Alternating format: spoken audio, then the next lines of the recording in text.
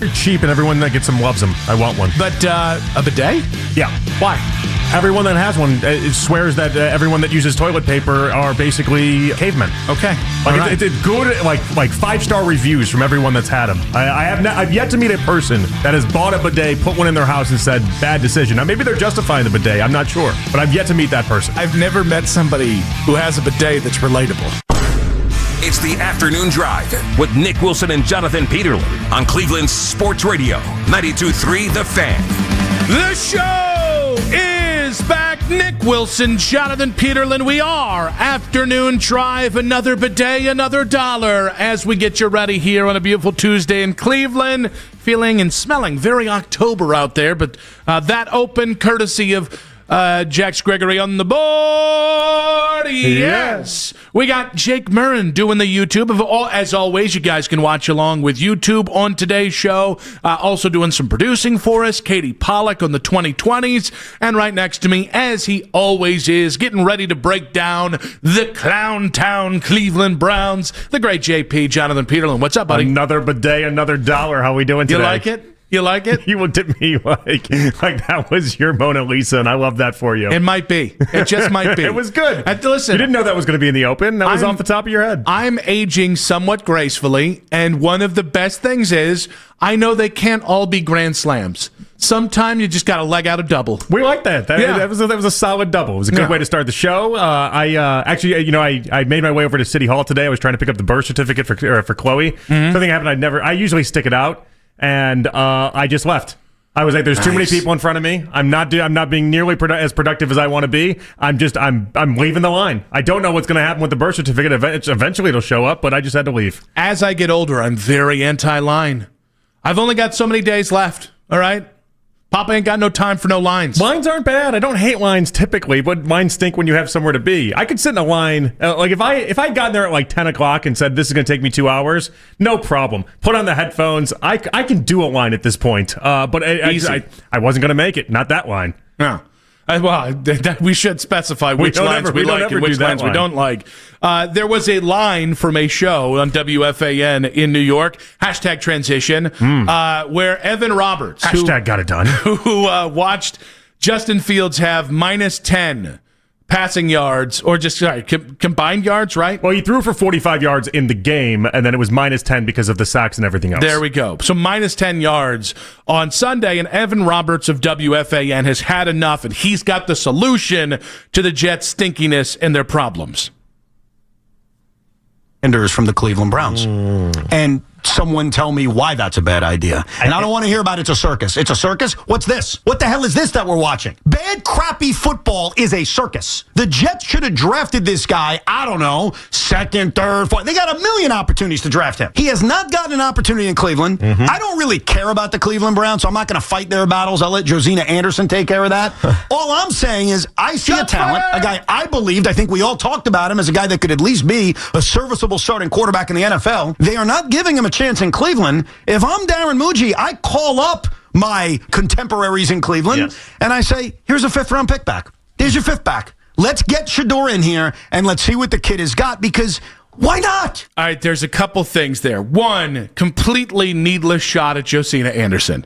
That, no offense, Evan, he's pretty good at her job. I've not listened to a lot of Evan Roberts. I'm assuming he's quite good. I mean, it's in New York. He's got to be good. Well, I mean, I listened to a lot of him when it was him and Craig Carton, and Evan was actually way more even-keeled than this. I feel like now that he's by himself, or I think he's with somebody. Tiki. He's with Tiki, but he's got to be the one. Carton was the one. Now he's got to be the one. I feel like he maybe is upping it in his intensity a little bit. Also, the line there of not giving him a chance, it's 6 weeks, bub. I do like the circus line, though. I'll steal that one at some point. I just think what do you think this is? This is a circus. I don't know. This is a circus. We can bring out a circus. Is he more impatient with the Jets, or is he more impatient with the Browns for not playing Shador Sanders yet when it's 6 weeks into the damn season? I mean, I think he's more impatient with the Jets. Yeah. I think what he watched on Sunday was embarrassing for himself to watch. I think he's tired of watching the Jets absolutely stink up the joint. And this is that sounded like in many ways a desperate human, somebody that realized that they gave Justin Fields $40 million over 2 years, which was a complete mistake, and they should have gone a different route at quarterback, and now he's out there fishing. He wants a new quarterback. You thought Justin Fields 6 months ago was a good idea? Because anyone with a brain... No, I don't think he did. I was going to say, I was assuming... Like, I don't think he did. Evan's been in this business too long. He's watched the Jets for too long to ever think that was a good play. I think he knew it was a bad play, and I think a lot of Jets fans knew it was a bad play. Although those same Jet fans also, when Justin Fields got injured in training camp, remember that 3-hour stretch where people thought the season was just gone? Didn't they also say, let's trade for Shador then? They said trade for basically everyone under the sun. Okay, fair. But in those 3 hours, I remember I brought it up because we have a friend of ours that does a Jets podcast thing, and he's like, I just might not even podcast this year. I might just take the season off. It's like, no, you won't. You're still going to podcast, you goober. You know what? I'm not going to pay my rent this year. Yeah, right? I'm just not going to do my podcast? Yeah, okay. The Browns are 1-5. I'm going to tell the mortgage company. You show them. I'm going to tell them, guys, it's not in the cards. Don't need it. So I like the idea that other sports talk hosts in other cities are at least bringing up Shador as some sort of savior option, though. I think that's in the rebranding of Shador to the rest of the NFL. That's not a bad thing for Shador to be labeled as. Yeah, here's the thing, though. You're going to offer me a 5th rounder for my 5th rounder? Make it make sense for me, Evan. No, it doesn't make sense. Come on. Not for the Browns. Come on. And I think the people that are playing it this way they're completely undervaluing the idea that the Browns have a plant. They have nurtured Shador Sanders. They've spent time with Shador Sanders. They've invested their energy into Shador Sanders. People would like more resources, etc. invested, but they've spent time with Shador. You're not just flipping that for a 5th to get back the same pick that you gave up for him. Yeah, can we be honest, though? There is a price. Well, and that's what I think a lot of people are interested in finding out is what exactly is that price? How far do you have to go? And I don't think a realistic price is going to match up with where I would then say it would be. Mm-hmm. And I don't know about you, though. I don't know about you because I don't know. Realistically, no one's offering anything better than a 2nd for Shador Sanders. Mm-hmm. We can agree. Yeah. Does a third round pick get it done? Oh, wait, you said no more than a 2nd? 2nd or 1st or anything else in between. Yeah. That's not happening. You're not getting anything in I round. definitely not think you're getting a 1st. Yeah. Wait, you think there's a 2nd out there? I'm saying if you want Shador Sanders, you better come correct. No, but I don't think anybody's going to do. I don't think realistically anybody's going to come and offer a 2nd round pick for Shador Sanders. Then he stays in Cleveland, burn in hell. Hey, I'm cool with that option. I'm good with that. I mean, think about what you're giving up if you give up Shador. And if you're Stfansky, you are very upset at that development because Shador is essentially, he could be his get-out-of-jail-free card when it's all said and done. Oh, I don't even think Kevin thinks like that. I think Kevin would rather get fired than play Shador at this point. That's the way it feels. I'm not saying that's definitively what it is, but I'm not doing charity work here. I'm not doing charity work for Shador Sanders, and by the way, he doesn't need it, and I'm sure as hell not doing it for the Jets. You could have drafted him in the 2nd, 3rd, 4th, and I think their 5th was ahead of where you drafted Shador in the 5th. So no, get bent. Make me a real offer. You got to pay the price. Yeah. So a 3rd, if we had talked about this a month ago, okay, maybe it would have been a 3rd. Now, no, it's a 2nd. And or a 3rd and something. So he keeps adding value despite not actually seeing the field. No. The Jets keep adding desperation. So the Jets, right now, year one of Aaron Glenn. Because if you're Aaron Glenn, right now you're looking at it and saying, if I don't do something, I'm fired. Yeah. At this point, he can't play out the rest of the season with Justin Fields and expect to keep his job. Or you've put yourself such behind the 8 ball that you'll be Brian Callahan next year. So I think it just makes sense. Listen, I don't really want to trade Shador. I'd like to see him play for the Browns this year, and it feels like it might happen quicker than we even realized before Dylan Gabriel took over. But, yeah, I mean, listen, everybody but Miles has a price. You can't trade Miles now because of the contract and because you had the opportunity to take the PR hit. You cannot do it now. Even if you could financially do it, it would be the biggest, most destructive thing you've done because it's compound interest on the Deshaun thing and the Baker stuff, right? So Miles is off the table. Everyone else, make me a real offer. And so for Shador, okay, a 3rd and a future 4th or 2/3. All right, maybe. But if you really want Shador, if he is the miracle salve to save the Jets, you come with a 5th round offer, you're going to get laughed out of the NFL. Well, and that's what Evan needs to hear. Evan Roberts, the guy in the clip, that's what he needs to hear. A 5th round pick isn't going to be anywhere close to getting it done. It just makes no sense for the Browns. Why would the Browns do that? We're not everyone's minor league farm system. We're not the Montreal Expos. That's not what we're doing. We're not your feeder system where you can just pick apart the pieces you like and then we'll make you just a little bit better. It's frustrating. The 5th round pick in return was the frustrating part for myself. Now, why is it you think that Stfansky would rather be fired than play Shador? Because of the entire way the Browns have handled this whole thing. I think Stfansky is very tied to Dillon Gabriel. I think that's a pretty well-documented thing. His reaction after drafting Dillon, like the fist pump told me I finally got one, right? And I think Shador was drafted over his objections, and I think it's very human right now if Kevin looks at Shador as a threat to his whoopee, and his whoopee is Dillon Gabriel. Yeah, his whoopie's going to get him fired if his whoopee doesn't start playing better football. I mean, that's the reality. I just like you just keep referring to Dillon Gabriel as Kevin's whoopee because that's really funny. Short term. I'm just adopting it. Well, I've been in that same line of thinking for a while, and it's interesting to hear you say it because I didn't know where you were at on that, and I have no evidence to suggest that Kevin Stfansky likes Shador Sanders as much as I think people want him to like him. Yeah, despite the fact that Shador fits everything you want to do more so than Dillon. That's part of the reason why I first fell in love with Shador is marrying him to Kevin Stfansky in a way that should have worked. And it should have been seamless. And that's like there's a part of me that wonders if Stefanski's just going to save Shador for what he believes is next year so that he can start off next season in that way with Shador as like that's your hope and your optimism or something. Because what he's done so far with him just doesn't, it's never added up to me. It just hasn't. I just think it goes back to the idea of if it costs Dillon Gabriel $1 to buy something from Kevin Stefanski, it's going to cost Shador Sanders $1.25.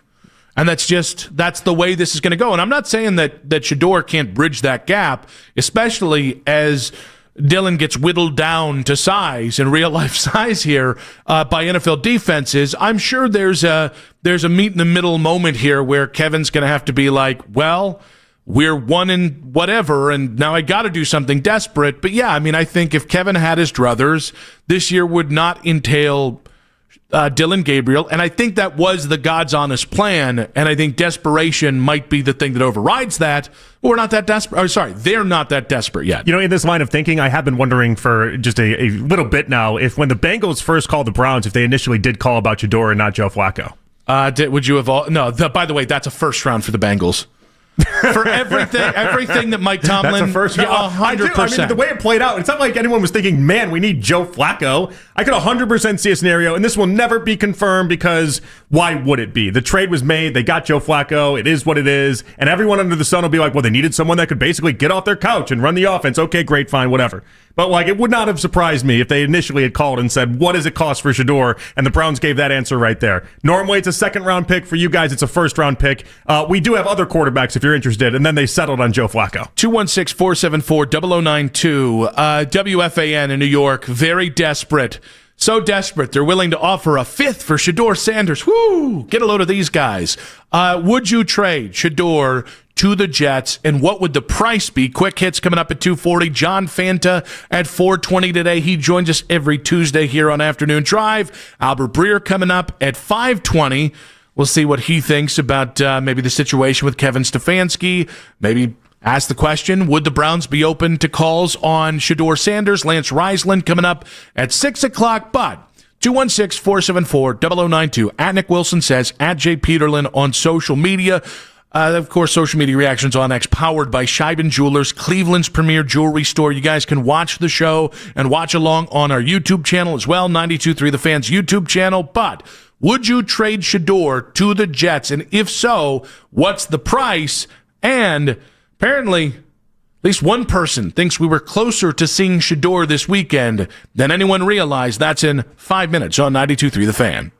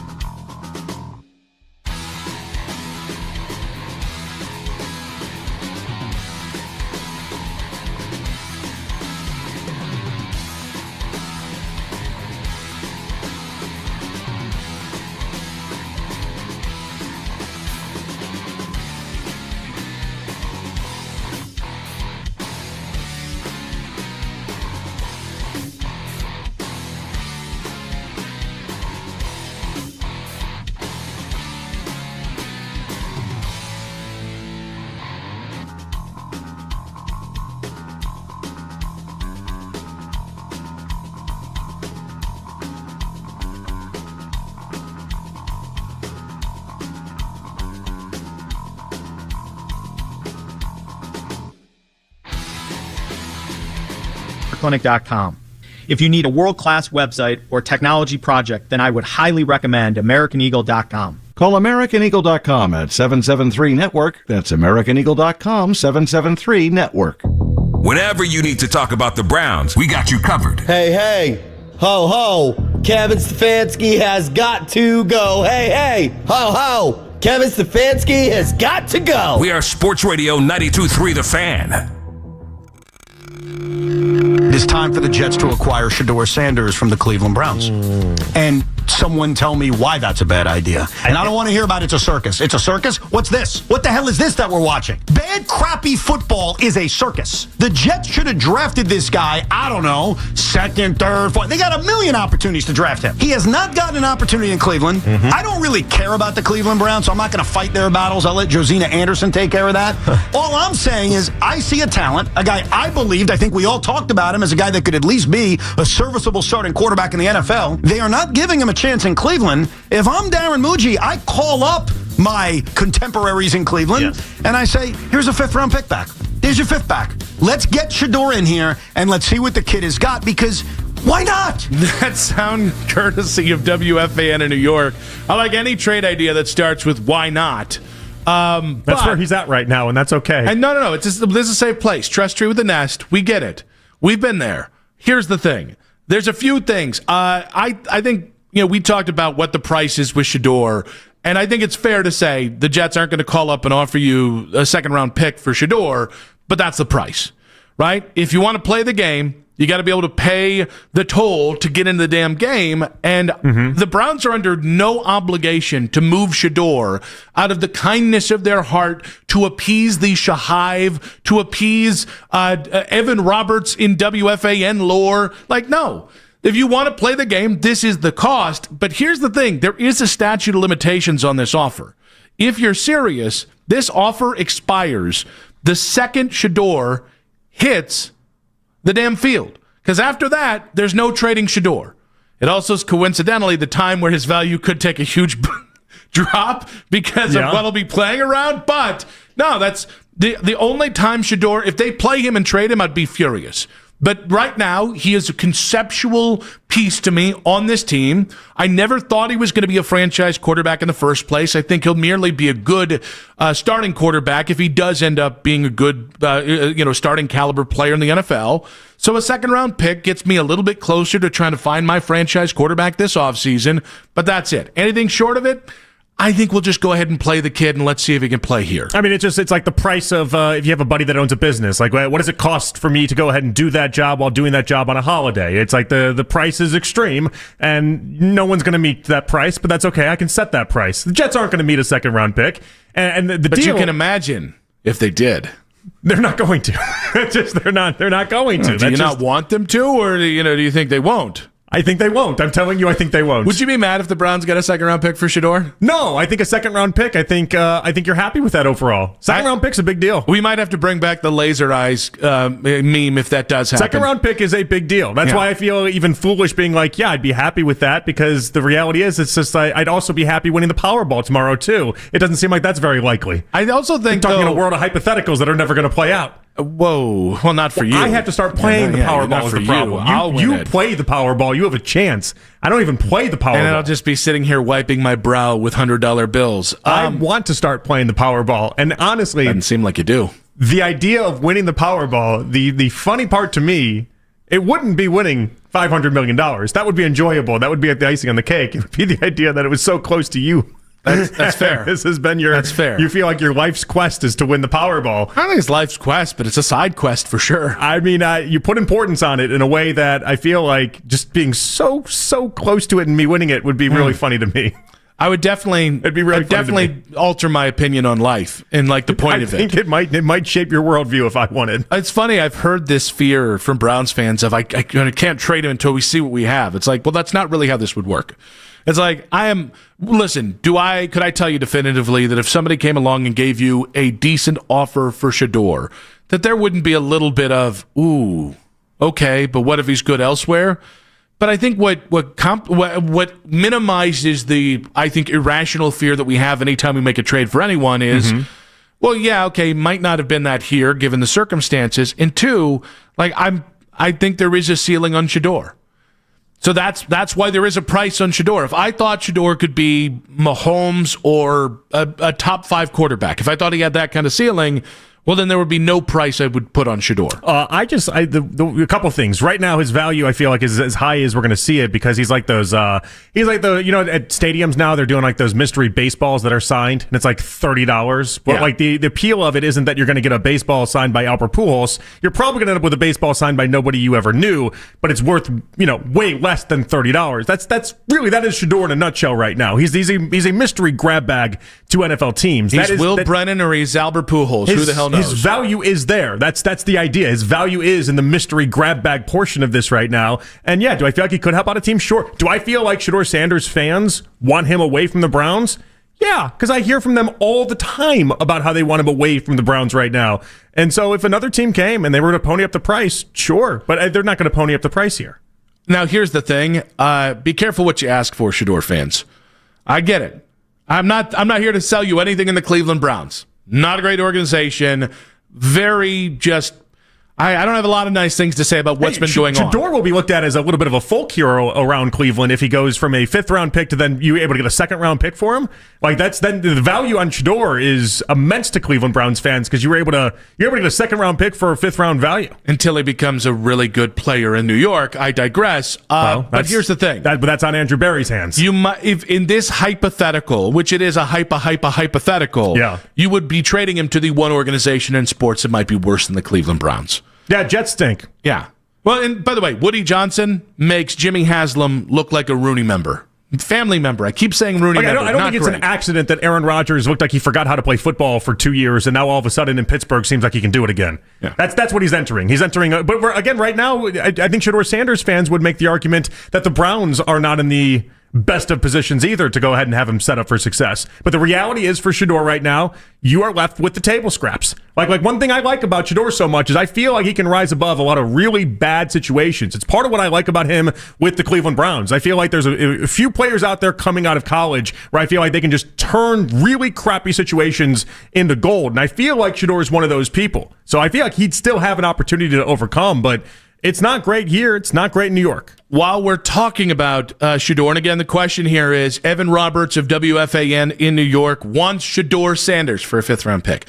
What's the price on Shador, if there is one? But Shiloh Sanders apparently went to the Browns game this weekend cosplaying as his brother? Well, he put on a 12 jersey. Okay. And then people just saw... Well, he didn't tell him no. Okay, that's fair. He started signing autographs as Shador. Like he definitely swerved into it. So that was interesting. Although I'll actually say this. I like it. I thought it was really funny. Some of the comments are really funny. It's like you guys really aren't helping the idea that everyone thinks we look the same. Well, but I like the idea that it's fun. Like that is like there's just so few things when it comes to the Browns that are fun. But how dumb are these Yinzer fans to think that Shador is just walking around with his jersey on? Genetics before the game. Like what? Come on. Like what? How do you? How dumb do you have to be to think that's a reality? It's a shallow gene pool. Let's not go too hard in the paint against them. God's already against him because of the whole inbreeding thing. Okay, like come on. I mean, it's incredibly stupid though. Yeah, but come on. You're all morons. I wonder if they're missing a chromosome or two. I wonder if he it's was not great. He's like Pittsburgh. That's the spot. They'll fall for this. In fairness, they'll believe that I just walk around with my jersey on, telling people that I'm what? And he was proven correct. But Shiloh interviewed Shador after the game. Shiloh's really funny, by the way. Have you caught any of his streaming content and stuff? He's really funny. Really funny. I like independent of the Sanders name. I would watch live streams of Shiloh. And he and Shador talked about how close Shador came to playing against Pittsburgh. From a guy that was on the sideline before, I liked your movement. I liked how you didn't sit down too long. You got up when you needed to get up. You was ready. At the end of the game, we thought you was going to get in. I did too. That's why I was warming up. Hey, but you did good today, bro. You was like 3 thoughts away from getting in. Right. Or am I tripping? You was about to get in today. I really was. It was close. That's what I'm saying. It was close. The internet would not have been able to handle if Shador got in at the end of the Pittsburgh game. Here's what I need to tell Shador. Shador, listen up. I love you. You know I love you. You're not seeing the field while Dylan Gabriel's the starter. It's not happening. I'm sorry. Like I'd love for it to be the reality, but Stefanski's got too much to lose if you go out there and look great. I don't think he'll see it this early. I do think that we're going to see him in garbage time. The same way we saw Dylan in garbage time before we saw him in real time. I'll be shocked. I just think it makes sense. If one of these games, and God help us if it's this game, but if one of these games turns out to be a blowout and you basically are playing for nothing less and nothing else, and Dylan's taking a pounding that day, I think it would make sense if you would say, you know what, Shador, low stakes, we're going to give you 3 series in the fourth quarter and just to get your feet wet. I honestly think that would be doing right by Shador when you try and get this kid ready to play. I'll be really surprised if it goes down that way, only because of everything that Stfansky then opens himself up to. If Shador just looks like how Dylan Gabriel looked coming in for Joe Flacco. I think you're 100% right, but I think this is one of the tests that the Browns can pass to show people we're interested in helping Shador actually succeed, is instead of just throwing him there week 10 when you're 1-8 or 1-9, being able to throw him into a couple games late in the game and just get his feet wet. I really think that could help that kid a lot. If they do it, then they're signaling to me and everybody else that they're a game or two away from putting Shador Sanders into the lineup as the starting quarterback. I understand why people would think that way. I don't necessarily think it that way because, again, I don't think it's going to happen. I think Dylan can put distance between himself and Shador by just winning games. Which, again, don't know that's going to happen. In that scenario, then Shador wouldn't end up seeing the field anyway. Like you're going into these as blowouts. You're going into these games as, or I guess in the other scenario, if we want to play it 100% fair, there is a scenario that Dylan just blows out the other team. Mm-hmm. That does exist. That could happen. That does exist. Yeah, when in the infinite possibilities of many universes, I'm sure there's a universe where Dylan's about 6'4" and about 275 pounds and just has a rocket for an arm. I watched this thing last night. It was like the infinite monkey theory, and then what that is essentially, if you put a monkey into a room and said you have the unlimited amount of time, and gave him a typewriter, and he could exist forever, eventually he would write Shakespeare. Because the combination of words and the combination of if I give Dylan Gabriel enough time and enough situations, there is that world out there that he does blow out a team. That does exist. If we're just being fair across the board, it does exist. I believe in this as well. Listen, who am I to knock science? 216-474-0092. Will we see Shador in garbage time first? What would your reaction have been if they put him in at the end of the Pittsburgh game? I want to see him play. I do, but it wouldn't have been.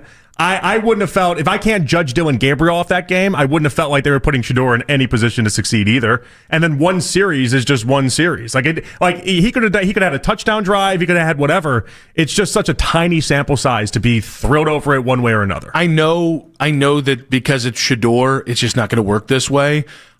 In my mind, putting Shador in that scenario, I don't care about the results.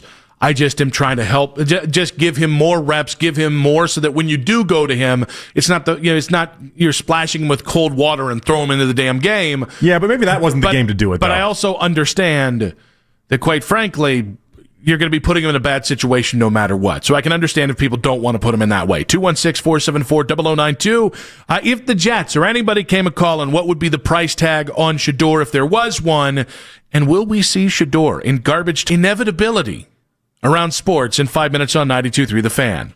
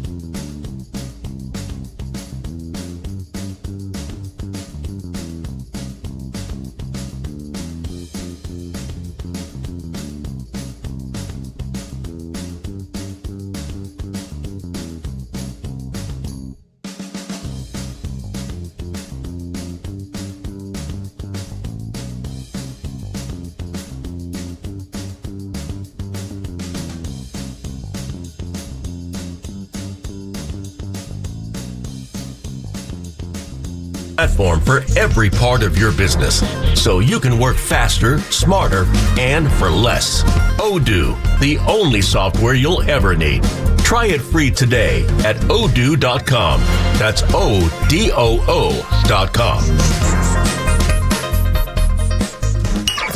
Listen to 92.3 The Fan on the Odyssey, iHeartRadio, and TuneIn app.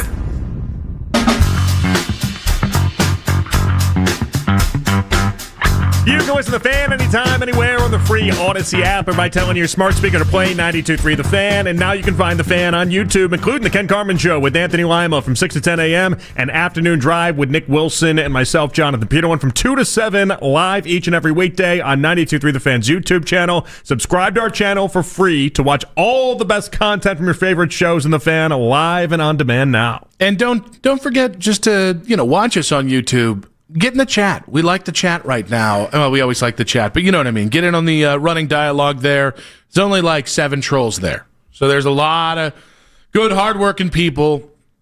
And then like 7 guys that might annoy you a little bit, but it's a lot of fun. Now, is it the same 7 guys at least?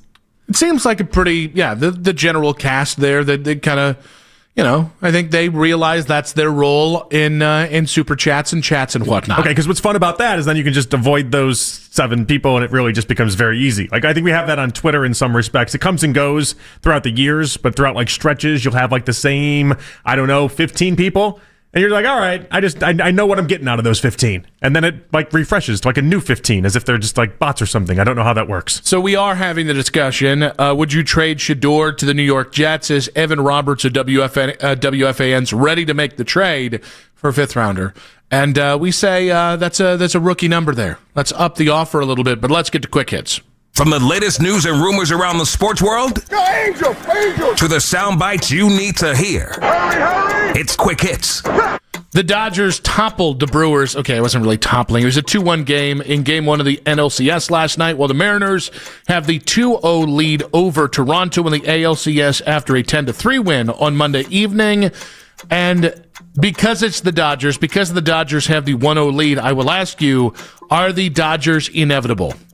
It certainly feels that way. Now, I mean, they're always going to be inevitable when Blake Snell pitches the way that he pitched, though. That was a performance for the ages. That is why he's worth all the money that they offered him up, and you're just not beating many people when you pitch that way. So, yeah, it feels inevitable. I don't like that it feels inevitable, but it's still baseball, and in baseball, anything can happen. Yeah, I feel like if the Dodgers get to the World Series, it's fait accompli. It's just going to happen. I really need the Brewers to stop. And they had a chance in the 8th inning, and then Bryce Terang had that not advisable high fastball swing that took them out of that inning. But, I really need the Brewers to do this because I think that every time – what stinks about it is there was a time about a month ago where you could legitimately make the case, hey, anyone can win the World Series. Yeah. And now that the fact that the Dodgers are this late into it and have looked this flawless as they've gotten into it, it just feels like the whole idea of who's going to win the World Series has swung in a huge way in 30 days' time. Well, you have to get him to the bullpen. That's the big key. And if you're going to be able to beat him, you have to get him there. And last night, I think Trinan ended up coming in, and you saw some traffic on the bases in the 9th inning. But for the first 8, they weren't able to touch him. Dodger starters 6-1, 1.65 ERA so far in the postseason. They've logged 6 quality starts out of their first 7 that way. They're putting on a masterclass of pitching. So it's not as if they're just stumbling there. They've used this front starting staff that they have, and they've really let it flex. But that's the how you beat the Dodgers is simple. You have to get their starters out, and you have to get them to the pen, and no one's been able to do that so far. Omaha! All right, let's go to we had 2 games last night in Monday Night Football. We're going to start with the Bears-Commanders. Jaden Daniels fumbled, led to the walk-off field goal. Chicago got revenge for last year's Hail Mary. I thought it was actually a really strong Caleb Williams game. For the first 3 quarters, I thought he just kind of looked meh, and then he stepped it up in the 4th quarter. It was oddly enough, a 25-24 game. Second time in a row the Bears have ended a game 25-24, which is an oddity, but it was a good night for Caleb Williams and company. It was. And listen, the Bears are the point where style points matter until they don't. You won. That's all that matters. Like the Bears I really think there are just certain times where like you can worry about how dominant you are, how good you really are at a later point. You just need to win. Ben Johnson just needs wins to keep guys bought in, to keep Caleb bought in, and kind of moving that thing forward. And he got that last night. And I think they are. And Caleb, speaking in the postgame, alluded to the idea that basically Ben Johnson's confidence in himself gives everybody else confidence. But it looks different. They're averaging 7 points more a game offensively. And I always do wonder, Nick, what is the difference when you go completely clean house and then try to fix and patch some of the holes? What is that worth? What is a Ben Johnson worth? And this season so far for the Bears, it's worth 7 points a game. That's a touchdown a game. And the amount of one-score games they lost last year, it's a pretty big deal. Yeah. Fun game. Oh, I thought you were going to go to the next Monday. Oh, yeah. No, I was saving that. We were saving that. We're still on this one. You know, before Caleb gets to the superstar level performance, he just needs to be what he was last night. I thought last night, you mentioned meh and then pretty good. Yeah. I thought in the wash he came out as pretty, I don't want to say serviceable because he was better than that. Be that for a while, and that's a platform to then, kind of like Drake May, where Drake May was, I thought, at points last year serviceable, at points he was bad, but you were able to then use that, the good work, and then year 2 make the jump. Year 2 in Ben Johnson's system, or maybe late half of the season, Caleb can maybe make that jump. Omaha! Now, number 5, Ole Miss, gearing up for number 9, Georgia. It is a road game for Ole Miss, and Ole Miss head coach Lane Kiffin was asked about who burns more calories on the sidelines, he or Georgia head coach Kirby Smart. Off-the-wall question, you and Kirby, probably some of the more demonstrative coaches on the field. Who do you think burns more calories in a game, you or him? I don't know. That's a good question. I walked by the TV and saw his press conference today, so it doesn't look like he's burned too many calories. Over the line from Lane? That's fair. It's how you answer the question, right? I think that was fair. I think it's over the line. It'd be different if Kirby looked like Jabba the Hutt. Kirby might be, I don't know. Cubby? Yeah, 10 Is he pounds, husky? 10 pounds overweight. The big boned? Big bones. These are just things I've been called in my life, which I realize is just a kind way of calling me fat. Was big bone? Did that hurt? That one hurt extra when you were a child? No, because that told me that I was just built different. Oh, so that was like encouraging. Yeah, almost. It was like listen, you I'm can't not fat, help I'm big boned. You've got dense bones. I drank too much chocolate milk. That's the problem. No, I think it was the idea of Eastern European build. I was a larger framed gentleman, still am, and then it was like, oh, okay, never mind this giant sack of fat sitting on the front of me. No, it's the bones. It's the build. It's the structure. Were you going to grab the fat there? Is that what happened? I kind of jiggled it. It was more of it was like how you put your fingers in Jell-O and just kind of go. You were like a butcher going for a slice of meat there. Just grabbed it. Darn right you did. Didn't see that coming. I've never seen you do that. That's just for YouTube, by the way. Yeah, YouTube got that. Yeah. You're welcome, YouTube. Oh, jeez. All right. Patriots, Falcons, Patriots, New England. What was the Bills Falcons? I don't know why I bring up the Patriots at all. I wasn't going to correct you. Because the Patriots are now leading the AFC East is what I was going for. They now lead the AFC East. It's the first time since 2019 after that game following the Bills lost to the Falcons on Monday Night Football. Bijan Robinson is hitting another level. I think Bijan might be the best in the game in his position right now. I think it's 100% fair to say. And it's funny, like he's been really good since coming to the NFL. And he's always been a guy that can make these incredible, like stupid Barry Sanders type plays. He's just really, really good. And it's funny, I actually also think their offensive line's a little better this year too. They've always been good. I think they've stepped it up. It was Bijan and it was Drake London last night, and it was very obvious that their skill position players they invested so heavily in are the stars of this team. It's making Penix look really good. But the part on Bijan that's impressing me is that, so if you look it up, he's got like 350 yards right now. They have a bye already that they've used too, so it's early. But like Jamar Chase has like 450 yards on the season. Mm-hmm. Like he's within striking distance. He's top 20 right now. If you made him a wide receiver, he is top 20 in yards per game, just in his receiving abilities. Nonetheless, the idea that he is running roughshod as an actual running back. I think the Falcons are real, and I think the Falcons versus the Bucs is going to be a really fun divisional race this year. Cannot say the same thing about the Patriots as like a division threatener. I think the Patriots could be a potential wild card team. I think at the end, the Bills are going to run away with this because I just think... That was a rough Josh Allen game last night. It was not great. The 2 interceptions, like that was and also, despite what their metrics say, because the defense isn't, They don't get killed statistically, but when you just watch those games, there's no part of that defense that I believe in with Buffalo right now. I just think it's early. It just seems easy. It just seems easy to score on them at the moment. They're just certain teams. Buffalo's one of them. Kansas City's obviously one of them.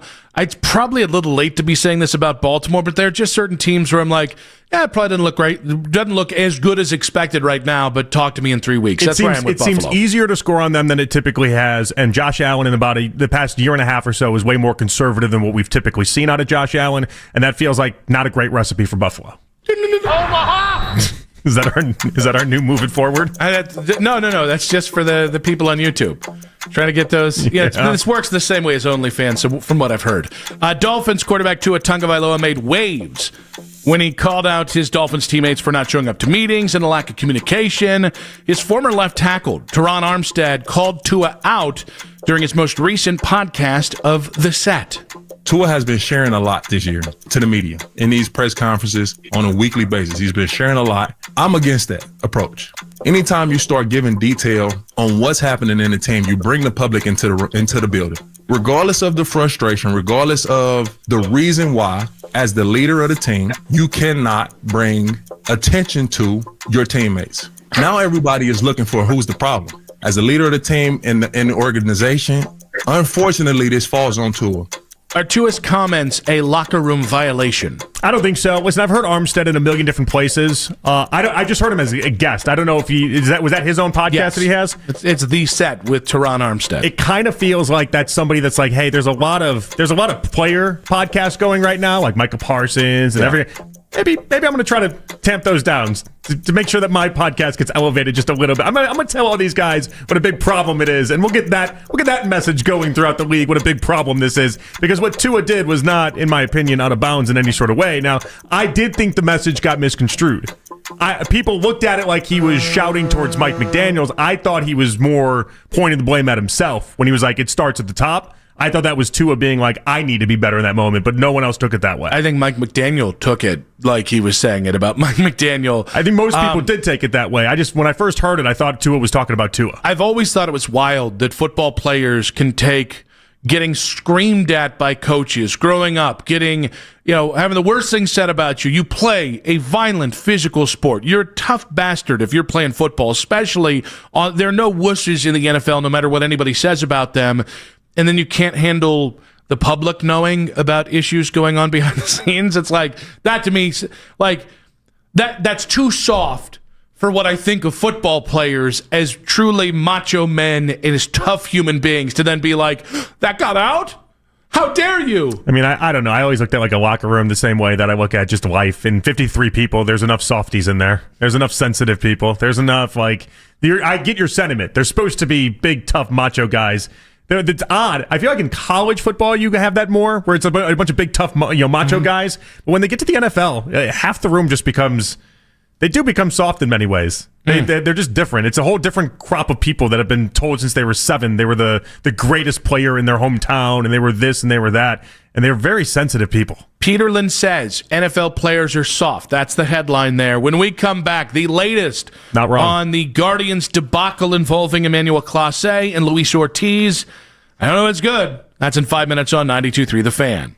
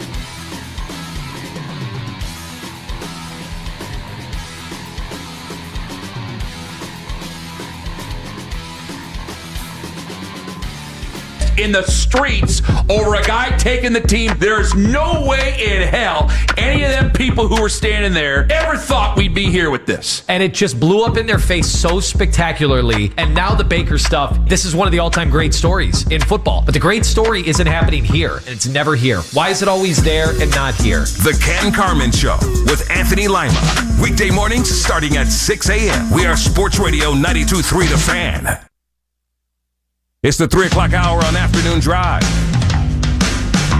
John Fanta coming up at 4:20 today. John joins us every single Tuesday here on Afternoon Drive. Albert Breer at 5:20. We will talk the Jets' potential lusting. I don't know that the Jets are lusting, but certainly one WFAN host is lusting to trade for Shador Sanders. Would there be any interest from the Browns side of things? We'll also get into just where the Browns go at the deadline. Is there a lot of rumors out there that the Browns are quite interested in making a deal for any number of veteran players on expiring contracts, but we've been awaiting a Emmanuel Clase, Luis Ortiz update. Yeah. And I think I have not expected one until after the World Series is done. Do you feel the same way? It feels very fair, yeah. Whether that's for baseball to save face because they're not going to be able to hammer these guys, or whether it's due to the fact they're going to hammer them and they don't want that basically handled during the prime spot of baseball, which is the World Series. It'd be a bad time to just drop a black eye on the sport. But we did get an update on both Clase and Ortiz. Both players were getting ready to participate in the Dominican League. Well, the Dominican Baseball League has prohibited the parent team that would have pitched both Clase and Ortiz from adding them to the active roster, which begins on Wednesday. Some people, now again, the Guardians cannot do anything about this.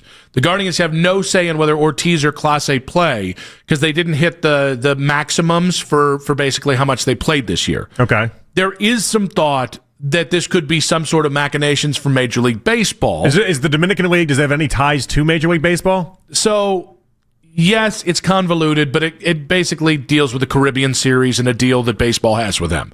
But I think... Okay, so if it's under baseball's guidance then, let's say. No. But there is a loose affiliation. So it wouldn't be that baseball has the power to do it. Not that I expect you to have like in-depth knowledge of the leagues. You don't. I don't. Okay, that's what I needed to know. I just saw a few different reporters talking about it. Because like it's different. Like if they wanted to go play in Japan, let's say, and the Nippon League that's got no affiliation with Major League Baseball at all, and then the Nippon League came out and said, we don't want you because of what you did in Major League Baseball, that I think is a ripple effect that is really interesting. And that is something that I think is also, I'd be surprised if a league like the Nippon League did go to that degree, but anytime you've been accused of or any sort of allegations within gambling, they take it serious. So I definitely think it's one of two things. I think it's either the Dominican League thinking this is a bad look for the league to have two players actively suspended by Major League Baseball for gambling accusations, or this is baseball extending its reach to the Dominican League, which would only serve, by the way, to my point that I think baseball has enough information to think Clase and Ortiz are guilty of something, but probably not enough to hammer them. And I think that's, and this is maybe baseball trying to put pressure on Clase and Ortiz to basically but settle for some reason. All right, settle in some way. Meaning maybe like a time-served suspension where they forfeit the whatever salary they paid this last year. Wouldn't they almost be like doubling down in this scenario to be like, we're also not going to allow you to play in this Dominican League? What do you mean? Like if they're not able to play in the Dominican League and if there's a loose affiliation between the two and it seems like Major League Baseball is the reasoning behind that, doesn't it almost feel like they're doubling down in a sense? No, it does. But why, unless they're trying to get a settlement, why would they go out of their way to extend their reach down to the Dominican League where like, I mean, I want to say Ugatha Urbina was pitching when he was accused of murder in the Dominican League. I don't know if anybody remembers that story. I think Esteban Loaiza. Wasn't Aroldis Chapman pitching out there too when he had his incident pop up while pitching in that league? I believe it did as well. Yeah. They obviously allow a lot of things, but again, I've said repeatedly and throughout this whole time, baseball looks at what happened with Aroldis Chapman as that happens in life. They look at gambling on the sport as that in many eyes to them, that is worse than murder. That is worse than anything you would possibly do. Like that is their biggest sin against the game. And so it seems like they're taking it all very serious. And in fact, the continued serious nature that they're taking it is what is more alarming to me in this. I still think, so this is just my personal opinion, I think these leagues can be punitive, and I think they're always trying to angle for the outcome that they want, that best fits their narrative. Well, yeah, it'd be dumb if they were angling for something other than that. Well, no, but I think my point is they'll go to ridiculous points to do it. So I'm leaving that option on the table, although I think your read on it is also very, very fair. I think we've reached a point where, and I know back in September when they extended the leave through the end of postseason, you had a great rant on this as well. Bleeper, get off the pot here, baseball. You are holding an entire town and an entire organization hostage on this front. I already have felt like baseball owes any team that they hold these players out. You should not be able, because teams can't go, oh, I'm not drafting that guy, I think he might gamble. You just don't know that. Unless you can prove some sort of pre-knowledge, some sort of knowledge before they signed or traded or whatever a player, hammering them by taking away two of their best pitchers for half a season while the team continued to pay them, by the way. And, oh, by the way, where it doesn't feel like we're any closer to some sort of outcome, I think the Guardians are more than owed something, compensatory pick something. And then if these guys do get banished or if they do get a 3-year suspension, whatever it is, I think they're owed even more by baseball because this is ridiculous and unfairly punitive to a team like Cleveland, and I guarantee you they won't be the last organization. Yeah, and I would be surprised if we got something. I think you're right. I think they should give us something, but I'd be surprised if we actually do get something. I wonder if I've wondered this throughout the entire process. You know, when you come out with something like this, and when they do effectively say they're banned forever because they did X, Y, and Z, if they have the hard proof, Nick, I almost wonder if they have to have something lined up with the sports books to be ready to be like, hey, so not only did we ban these guys, here's how we also banned these prop bets, or we banned these micro bets, so that it doesn't happen again. And I think the red tape attached to getting not only the sports books attached to all this, but also then Major League Baseball with the right agreements on what can and cannot be banned, that wouldn't surprise me if that's what's holding up this whole ordeal. Because you have to give the public something that says we've changed, this is different. So I think that could be. I still would just be surprised. I know baseball's made a lot of changes.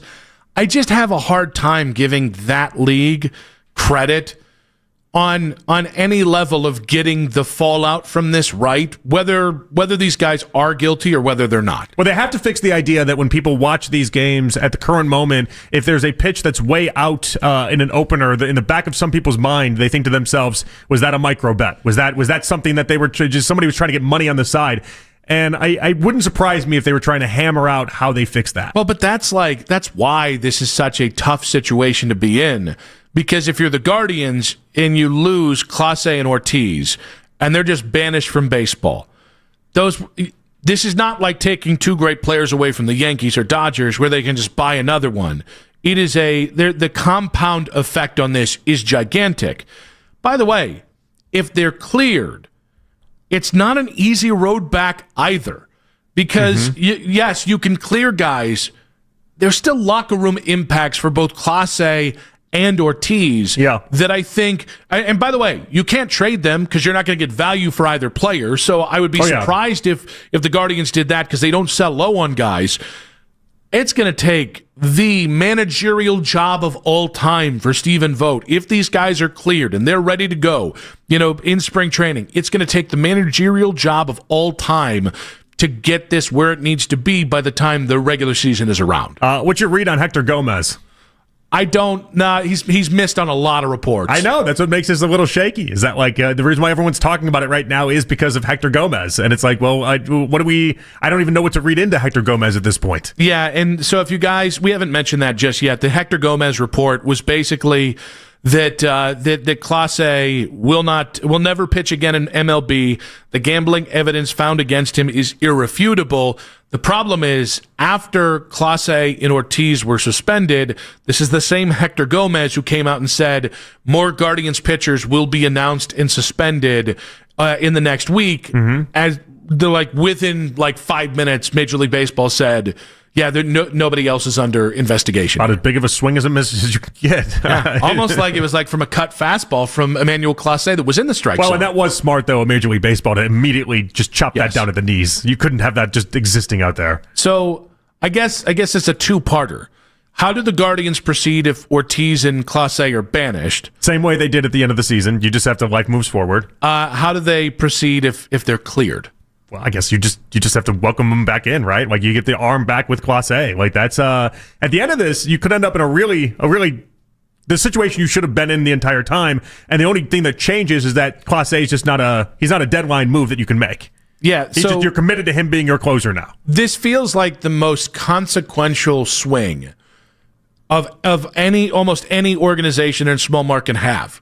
Because if Ortiz comes back, you can take one or more of Ciccone, Logan Allen, Cantillo, Messick, and use that to acquire another bat. If you don't get Ortiz back, that is one less asset that you have to pull from. I mean, if you get Clase back, are you just shipping Cade Smith then? I think that would make a lot of sense. That's kind of the route you're going. I mean, Cade did do a pretty darn good job. Guardians fans might disagree, but he did a good job down the stretch. So you won't get the same value as Clase? Because I just think Clase's value was higher than what Cade Smith's was, but you're going to get 90 cents on the dollar. Yeah. It's not the end of the world. Yeah. Now, the problem becomes if you don't get Ortiz or Clase back, you are up a very specific creek without an implement to steer your way through. I don't know why I put it that way. I mean, you're up a creek without a paddle is what I was going to say. But even within that, you can withstand not having Ortiz. They did that. They can do that again. It's the Class A one to me that is a big one. So on the field, yes. I'm thinking about strategic moves going forward. I think those you're in a much better spot with them than without him. I don't think that's a debatable point. But are you really again chopped down at the knees if they don't come back? I think the Guardians will be fine. They'll be able to weather that. If you had to pick one right now, these guys pitching baseball next gone. year. They're all gone. They're both gone. Oh, it's funny. Yeah, I think it's the other. I think they are going to pitch here. Yeah.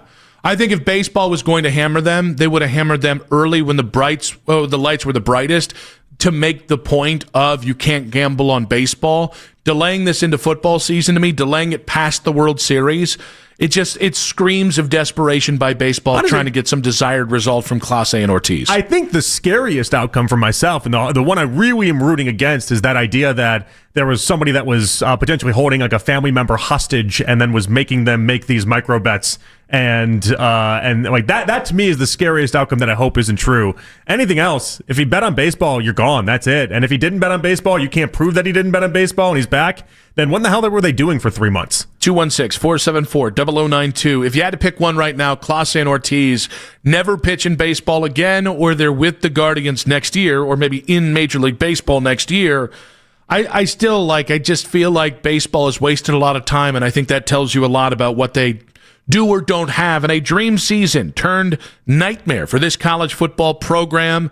Could it be a nightmare for Ohio State in the future? That's in 5 minutes on 92.3 The Fan.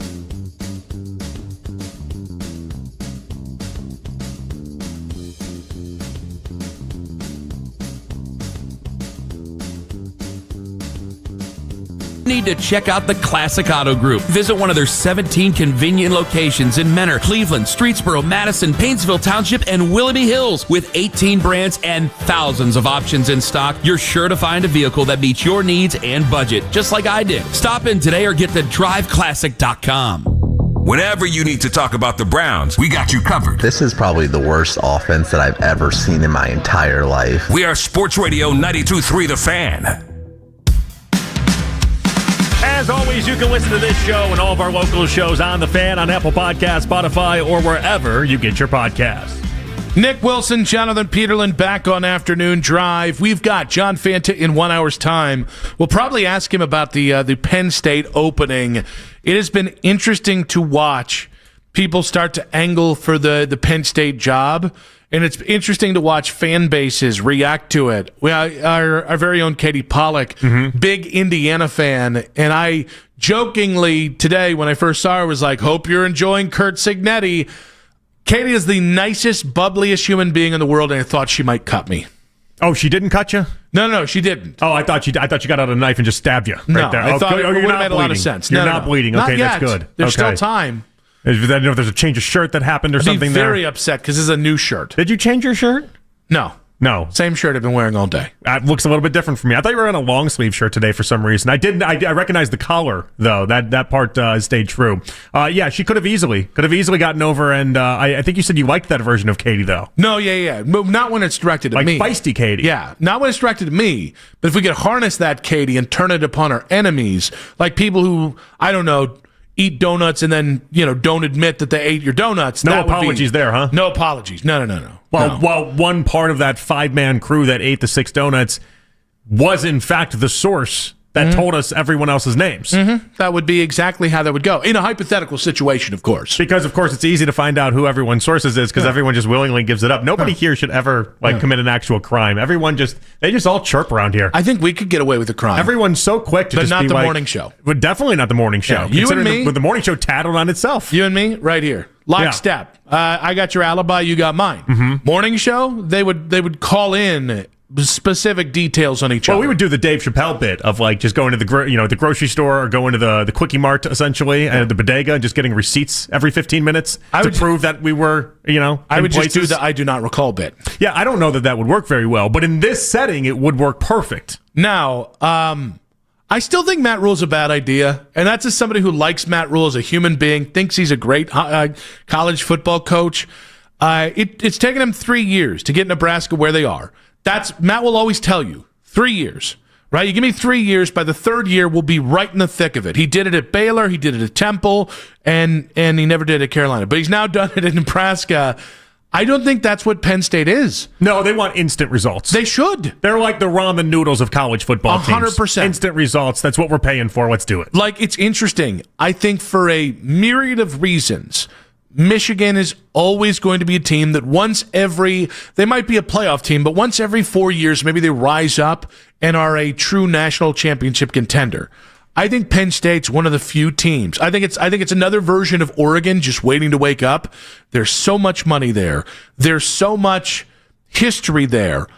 I think with the right head coach, I think next year Penn State could be a real thorn in your side. Yeah, I mean, they get the talent. Even look at the talent on this team. That running back tandem, and then that offensive line is legitimately still one of the best in the country. I know that they've gotten absolutely shelled, but that's one of the best offensive lines in the country. The talent's everywhere on that Penn State team. And not just... They always end up with one guy on the defensive line that goes in the top 10. Well, and let's be real.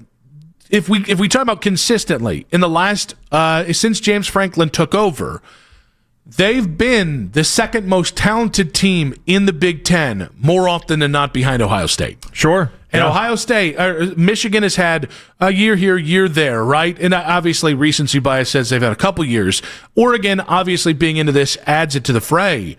But there's a part of me that's like, maybe Matt Rule should go there. So you get 3 years before they're They're a team. Well, the danger is, Nick, they looked like Wisconsin football right around the Russell Wilson era, where it was like every year they were not the top of the Big Ten, but they were right near the top. And then you saw what happened to Wisconsin. You don't want that for Penn State. Well, what's interesting about Wisconsin is they always, because they were always doing things the Barry Alvarez way, no matter who the head coach was, right? They get Bielema in there. You fit into they had Barry's the identity. plan. They had the identity. They were the best running backs in the country consistently. But they were limited because it's Wisconsin. No offense.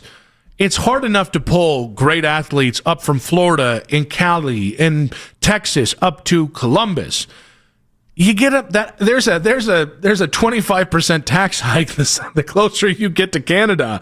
But Penn State doesn't have that because Penn State is so centrally located, even though it's in the middle of nowhere in Pennsylvania, it is relatively close to a lot of big hotbeds of football.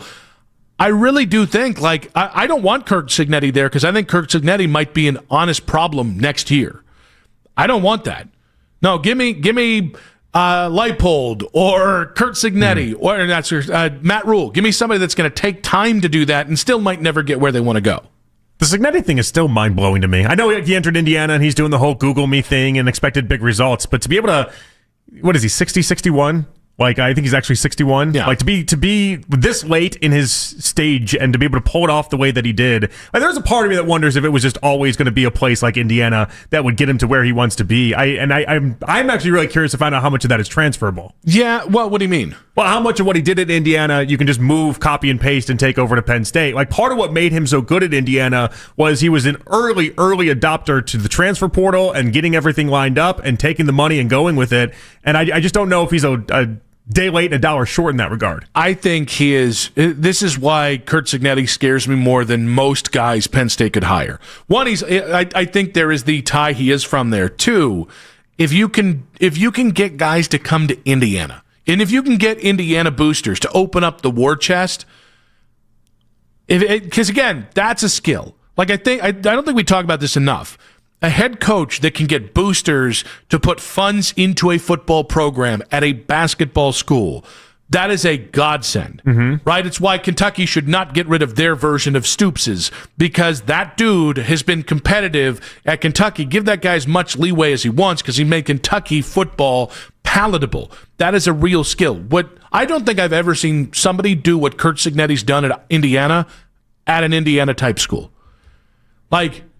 It's just such a rare... Yes, they've had guys that had a 7-win season or an 8-win season, but Indiana just just played Oregon, and they were the better team. Oregon is probably the second most talented team in the country, or at least they were until I saw what Indiana did to them. So that's what makes Signetti right now impressive. Because last year, within the stretch to the playoff that they had, they got waxed by Notre Dame, they got waxed by Ohio State, and it looked like they didn't beat a single top 25 ranked team to turn around this season and somehow look better and look like he's got it all figured out. That's what makes him so impressive right now. Penn State, Oregon, Michigan, I respect Michigan. I'm not trying to run Michigan down, but Penn State and Oregon scare me financially more than anyone. I think the question is, do you think Ohio State is gettable? Because I think there were a lot of Alabama fans that thought Alabama wasn't gettable, and then Kirby Smart and Georgia came along for a 3 or 4 year stretch. I absolutely think Ohio State is gettable. I don't think they're beyond reproach. I laughed at the idea that there were people out there suggesting that Ryan Day could, if the season ends a certain way and he gets fed up enough, just take his ball and go to Penn State. No, I don't think they have that kind of money. That's what people are going to be positioning themselves for. You're going to be everyone that has any sort of power is going to be. They'll be doing the James Franklin, which is just always threatening their own school in order to get them to pay more money. Now the NFL scares me a lot more with Ryan Day, and I don't know it's a now thing. Maybe it's a 5 year from now if he wins another championship or two. I could see Ryan Day going for a much cushier gig, more money, less work, less insane fans pounding on your door and burning effigies of you if you lose to Michigan too many times. But no, I want to get back to it. Do you think Ohio State's gettable? I don't know how they're gettable right now. That's the problem. Right now, as we're currently sitting here talking about them, it feels like, and I think I just need to see them play better competition before I think about it that way. if you get into the playoff, I guess we're in that spot where anything can happen. It's teetering towards baseball playoffs that way, where any team within the top 12, it's going to be some sense of competitive. It's not even like Ohio State's got the world's greatest situation right now, and it feels like they're not gettable. Yeah, this year, I actually think if Penn State had the right head coach this year, I think it would be a real problem for Ohio State. Because I think that the specific team they have now, minus their defensive coordinator, who I thought stunk in Columbus. How's he feel? Has anybody lost more? It's James Franklin that lost at the top. Jim Knowles has obviously lost second. Yeah, well, here's the thing. James Franklin might end up at an Arkansas. I don't think Jim Knowles will. I think Jim Knowles is going to have to go back down to ACC level and work his way back. I hated everything with the parade that they had and everything, and him being just holier than thou about the whole ordeal, and just thinking that he got slighted. You're the defensive coordinator, pipe down a little bit. I hated the fact that I wondered if he was holding back the defensive line with what he likes the defensive line to do. Mm-hmm. And then in 5 games with Matt Patricia, everything I thought about Jim Knowles was proven 100% true. I'm talking more from season to season. Sure. Right now, if you're Ohio State, this is supposed to be your step back. It looks like you might go undefeated until the Big Ten title game. But listen, I think next year you're going to have even more power. You're still going to have one more year of Jeremiah Smith. You're going to have at least one more year of Julian Sayin. I think maybe by then they might actually name the Bo Jackson kid the full-time starter at running back, which they should have done. I actually think they're only going to be better next year. But with that right coach, with that, if you can find your own version of Dan Lanning, if you can find your version of, I'm going to say Signetti again, not because I really don't want to get cut here. Do I think Penn State can be a winner? Yes, I do. If that's what you're asking, do I think there's a world out there can they where win at Penn Ohio State level? No, but who wins at Ohio State level? It's Ohio State, it's Alabama, it's Georgia. You know what I mean? I don't think they're ever going to be there. But could they have a one-off year? Yes, I think they could have a one-off year. I think Penn State. I think they could. And again, I don't know they will. That's why this hire is so important. And I think you bringing up the Wisconsin thing is so perfect in kind of a comparison there. But This is a program that it was ready. He was ready to go. And the problem was James Franklin wasn't ready to be that guy. They fired the right guy at the right time. Actually, no, they fired the right guy at the wrong time because he should have been fired at the end of last year, and he should have brought in a real coach this year, a la a Signetti or somebody like that. And again, I'm not trying to get cut by Katie, but it might just end up happening, the amount I've mentioned Kurt Signetti here. But yeah, I just think it has the right mix. I've watched them bring in too much talent with James Franklin to think, man, with a really great ball coach, could you do something that I think nobody thinks is possible? And I think that's one of the few teams. I'll go back to it. I think it's Penn State. I think it's Oregon. Those are the teams that keep me awake at night as an Ohio State fan, not necessarily Michigan. And I'm not trying to fire shots at Michigan. I'm more scared of the deep pockets at Oregon that continue to exist and all that money that Phil Knight is going to buy himself a title. He's going to do it. He's been trying to do it now. He's going to actually pull it off eventually. I don't think he will. He's got to. He's in his 80s. He's not going to live forever. But I know. But the urgency there. It started 2 years ago, and in that off season 2 years ago, where he really ramped up the idea that can I buy a title? Can I just throw as much money as possible, more money than anybody else, and can I buy a title? He bought Dylan Gabriel. And yes, and then he followed it up, and he continues to buy. He continues to buy the most expensive quarterbacks out there. Dante Moore. We'll get to this a little bit later on. That's the number 1 pick right now in the NFL draft for this upcoming season. Actually, what I was going to say is I think Dante Moore's really, really good, and they might finally Dylan Gabriel. You weren't winning a national championship with Dylan Gabriel. But the sad part about that is they looked at him in Oklahoma, and he had 30 touchdowns, and he looked like he was the perfect guy that you could buy, and that's the problem. They've had a rough time choosing those type of guys out, but everything else around him, he's just throwing money everywhere. I do think that's what makes the Penn State thing really important. Is what made Signetti so brilliant is he went and he got, the kid from Rourke. He got the kid from Ohio, immediately brings him in. Kid is great. And then he somehow went out and got a better quarterback the next year.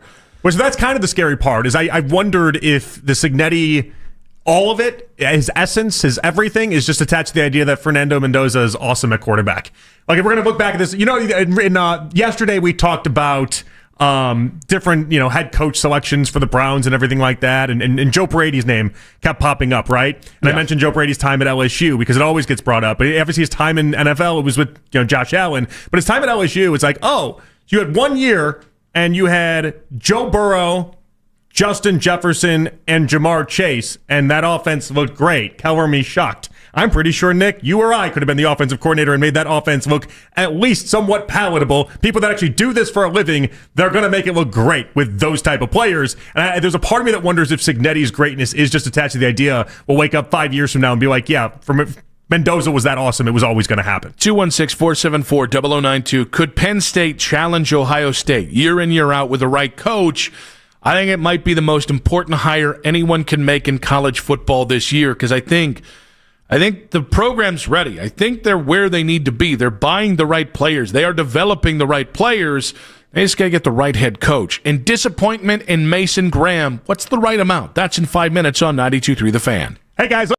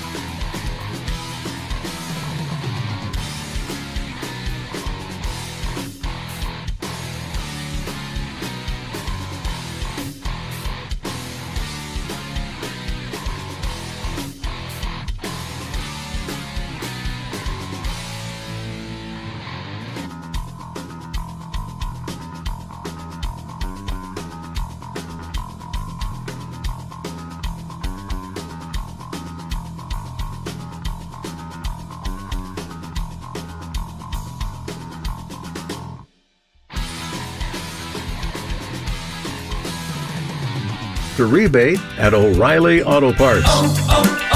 O'Reilly Auto Parts. Let's go! You still got it, but your immune system weakens as you age, making it harder to fight flu, pneumococcal pneumonia, RSV, and COVID-19. Ask your doctor or pharmacist which vaccines you need. Sponsored by Pfizer. You'll hear the latest from Browns practice as it happens. Basket and Phelps, weekdays at 10, 92.3 The Fan. Get the latest from Browns practice throughout the week right now on our YouTube channel. Daryl Ryder recapping each and every practice and game while featuring the best highlights from coaches and players during media availability as well as on-the-field action. Subscribe to the Fans channel on YouTube now to get all the latest from Daryl Ryder on the Browns all throughout the football season. John Fanta coming up in just about 40 minutes here. Nick Wilson, Jonathan Peterlin back on Afternoon Drive. I am still fighting through potentially choking to death. Yeah. So if you'd like to see a plus-size man maybe fighting for his life, 92.3 The Fan YouTube channel. It's not apparent yet, but if I have another coughing fit, it will be, because about a minute out from this segment, I think JP and Jax were both like, all right, this could happen. Been waiting on it, but it could happen right now. Jax had a lot more alarms and sirens go off in his head than I did, if I'm being honest about it. He seemed, I think you've seen I've just seen you choke, I think, or come close. Now, is there a food? Like, I always think this is funny. So Elise just can't do popcorn. Yeah. She just can't. She just, anytime she tries to go, it just ends up with her choking in some sort of way. And she just knows. She's like, it just doesn't even play around with it. Is there a food for you that is like that? Anything with like powdered anything, or like anything that when I inhale immediately goes on my vocal cords. Yeah. That's the thing that triggers my asthma. I've ever told you the story about me almost dying when I was like 15 years old, based off of choking. So I was playing cards with a buddy at a whole group of buddies at our buddy Tim Nossum's house, and Tim Nossum's dad had like the largest beef jerky collection you could ever imagine. So anytime we played cards over there, it was just a free for all with beef jerky. But I was 15 and I couldn't handle the idea of unlimited free beef jerky, and so I'm 40 and couldn't handle it. Yeah, so I just put a whole bunch in my mouth and I went for it, and I'll never forget. I was legitimately, we're playing cards, legitimately just start doing what you did about a minute ago. Yeah. And I'm getting, this is, and everyone's just sitting there and they're all just looking at me. Yep. And I'm like, I'm hitting myself as hard as I can. Like, I'm trying to make this thing. It's like 30 seconds of going, and I'm like, I'm going to die here. Yep. No one jumped up. No one attempted to do anything. And then ultimately I was able to punch myself enough to then just have it spit out all on the table in front of the chips and everything like that. It was gross. Show me your tricks, big boy. My immediate reaction was, where the hell were you guys? Yeah, that's fair. What the hell? That's fair. My buddy Jim Cronister was like, I was starting to get up. You weren't. Yeah. No, you weren't, Jim. Yeah, no, you weren't. The problem with being sat there. My size is everyone's like, he's got it covered. You know, I definitely had one of those like 2 months ago at the house where I was like, you heard this sound, because I just couldn't get air in. Yeah. And everybody was like looking on their phone. I'm like, this is how I'm going to die?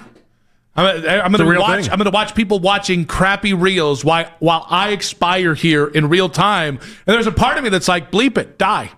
Show them how to ignore you. And then Vanessa was like, well, I heard a little something, but you're a big guy. I figured you'd just work it out. And I'm like, that's not how choking works. It's amazing how few people want to just get up and try to do something. I've told you the story about me being at the restaurant. I was at this restaurant before, and this person started choking, and they got up, and they were clearly choking. Like, they were going. That was it. And like 15 seconds went by. Nobody got up at all. So I ran over there, and I did the Heimlich, and then I couldn't get it out.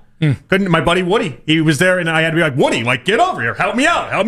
And then he came over, and then he got it out of her. She ended up going to the hospital and everything. It was a whole ordeal. But like I'll never forget the waiter. The waiter legitimately saw her choking, looked at her, gave like a and then just turned and went to go back to the kitchen. Bold. As if it was just like a common thing that happens. Yeah, it's all fun and games when somebody's choking until it's James Franklin. He gave the I don't get paid enough.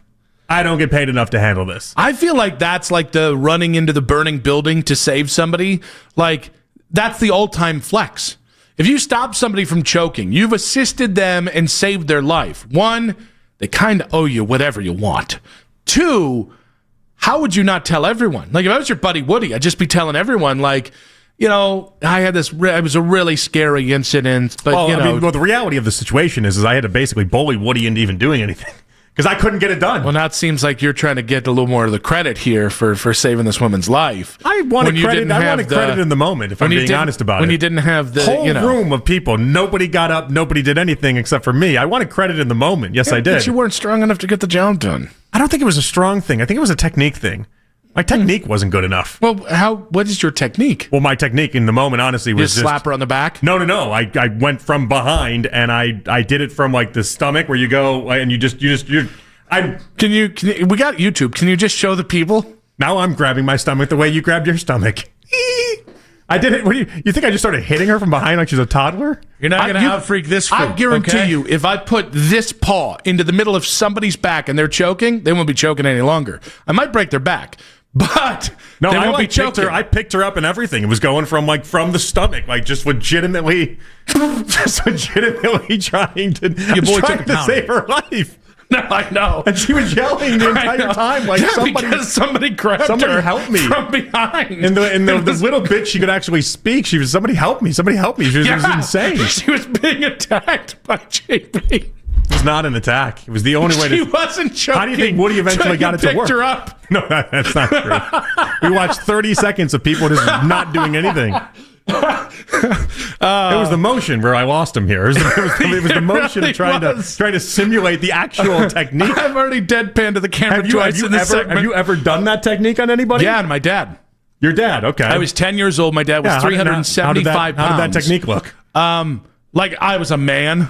I'll tell you this right now. At 10, my dad was choking in the kitchen and like panicking. I saw it, and I grabbed my dad around the belly, and I just picked the dude up, and I just popped him on the stomach, and it just flew out. And then I set him down, and we both looked like, holy crap, a 10-year-old just picked up a grown-ass man. And my dad never spanked me again because he knew it was possible. That got him to stop spanking you? No, I mean, yes. Well, my dad was not a big spanker anyways. I was just a funny way of telling the story that my dad realized he was raising a bear of a man as a son. I once told my neighbor, the same neighbor that you think was trying to seduce me, my 75-year-old neighbor. At one point, she was like... it's grooming. Grooming is the word we're using. I don't know how the topic came up, but I was definitely... I'm sure she brought it up. It was some oddity, and then all of a sudden... you from behind. I was telling her like, the only time I ever got hit by my dad was... and I was like, yeah, he's hit me. And her eyes perked up, and I'm like, yeah, he's hit me. And she's like, well, how did he hit you? And she took it like very seriously, the way that you should when like an 8-year-old is telling you about how they're being hit by their dad.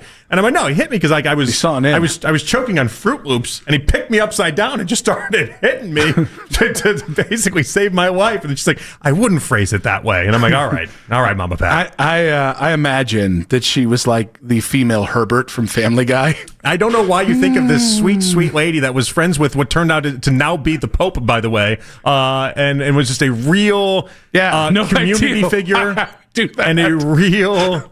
Well, Nothing she's a lady. in the Catholic Church. She's a lady. Might have set up the women aren't the problem. The women aren't the problem in the Catholic Church. Okay, I believe you. They're not the problem. There's a lot of problems. The women aren't the problem. It was just a kindly old woman that took an interest in you at a small age. She thought I was going to be a priest. Yeah, I bet she did. She thought I was going to be a priest. 7th, 8th grade. She could have been a winner. She told my parents. She's like, I think he's going to end up being a priest. Yeah. I laughed when they said that. I'm like, that's not happening. Just because I'm an altar boy doesn't mean I'm going to end up being a priest.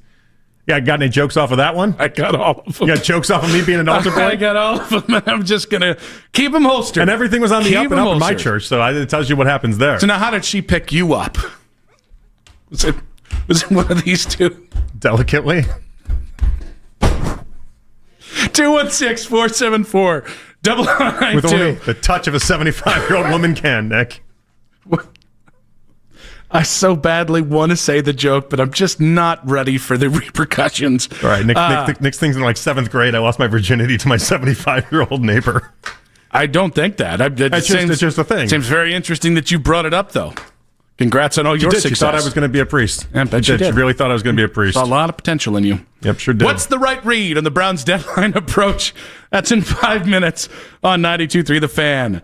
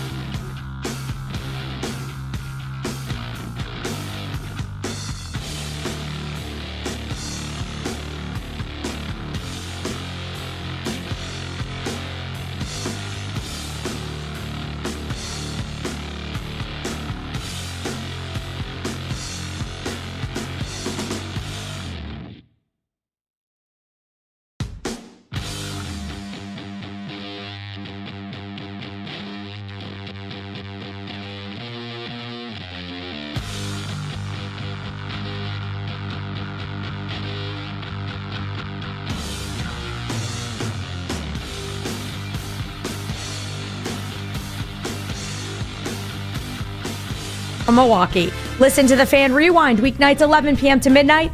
All the best segments from all of our shows, and you can always listen on the Odyssey app. Headline sports news every 20 minutes on 92.3 The Fan from the University Hospital Sports Desk. I'm Katie Pollack. The final word on last week's game. And get ready for the week ahead in Berea. The Cleveland Browns Preview Show. Wednesday night at 7. This is the radio home of the Cleveland Browns. Touchdown! 92.3 The Fan. It's the 4 o'clock hour on Afternoon Drive.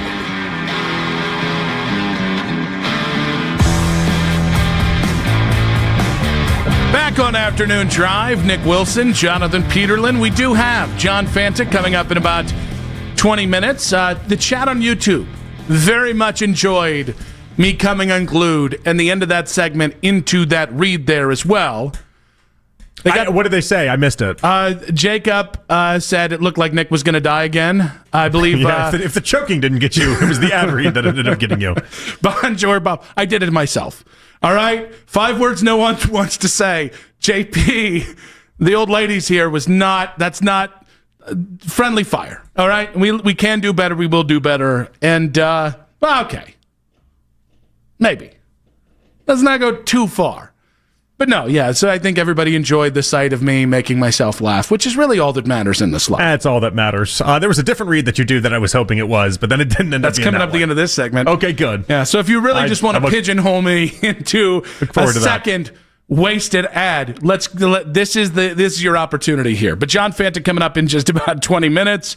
Mary Kay Cabot was on with the Morning Boys today.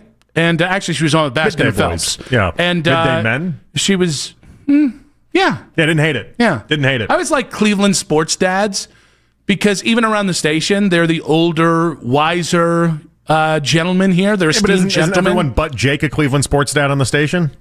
Well, yeah, but we're young Cleveland sports dads. Okay. They're established gentlemen. They're esteemed gentlemen.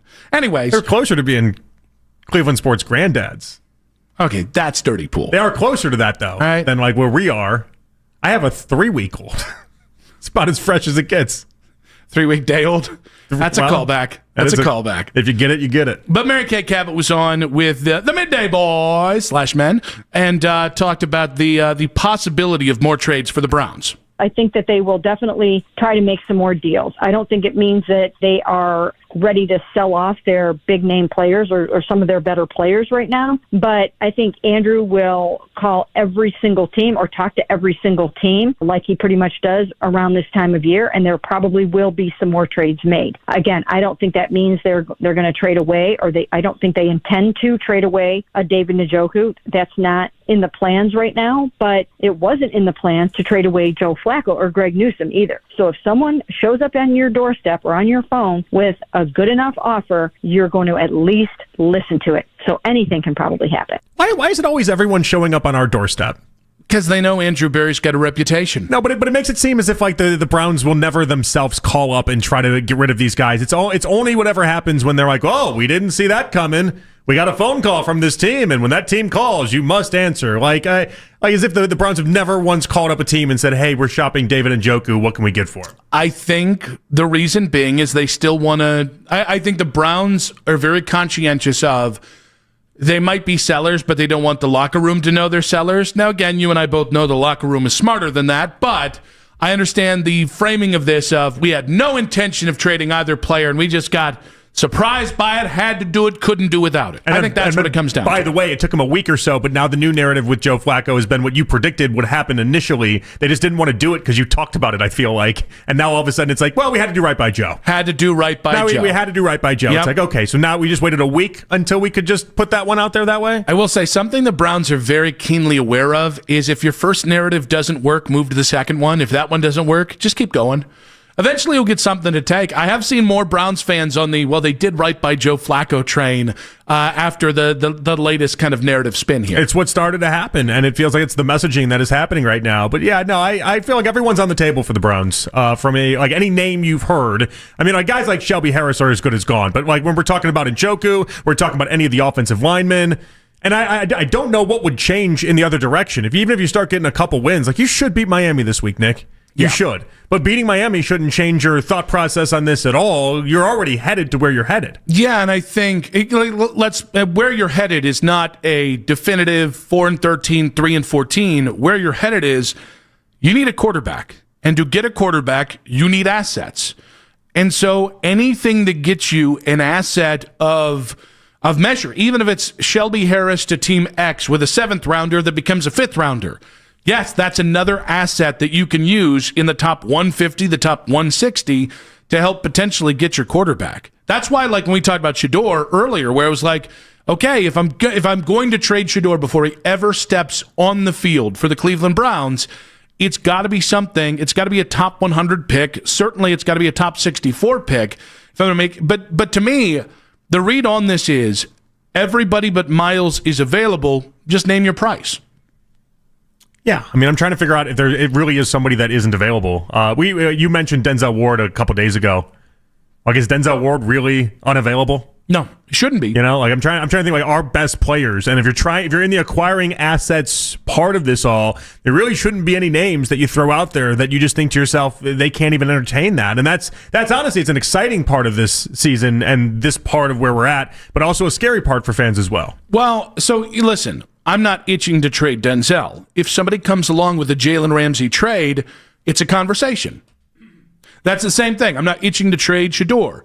Somebody comes along with a 2nd or 3rd round pick or a 3rd round pick and another piece, it's a real conversation. I think that might be why they keep phrasing it as if somebody calls us. Because usually if you're calling a team, then you're not going to end up with the 2 first-round picks that you desire in like a Jalen Ramsey type trade, because you then are the team that is acting out of somewhat desperation.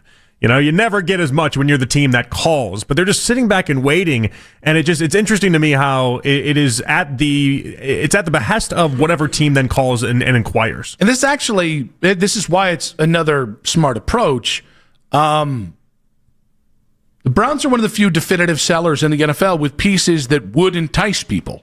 Wyatt Teller, although I'd be mad if you traded him, Wyatt Teller would entice people. I think Denzel Ward would entice people. I don't really know what David Njoku's value is, but David Njoku is a valuable piece that somebody will give something of quality for, even if it's quote unquote just a 4th round pick.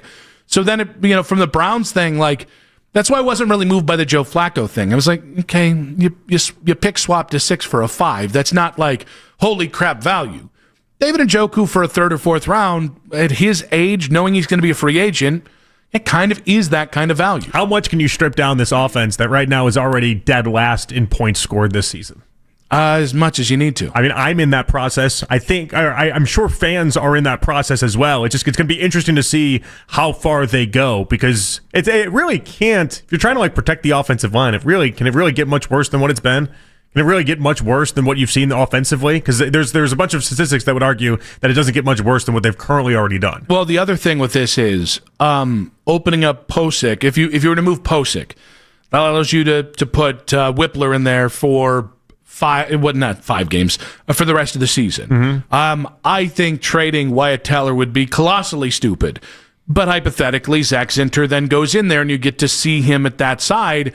And yes, a half season of play from any of your young offensive linemen should be enough to gauge whether they're going to be key pieces next year or just reserve guys or bench guys. How much of a wheeling and dealing mentality are we going to have from this Browns team? I mean, if Andrew Berry is truly safe, if Andrew Berry is truly beyond reproach, I would imagine considerable, right?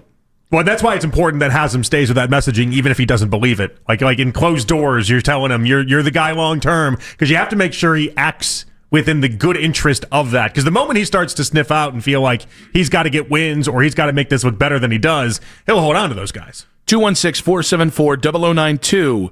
Should 2 more losses or should any outcome over the next couple of weeks change the Browns' deadline approach?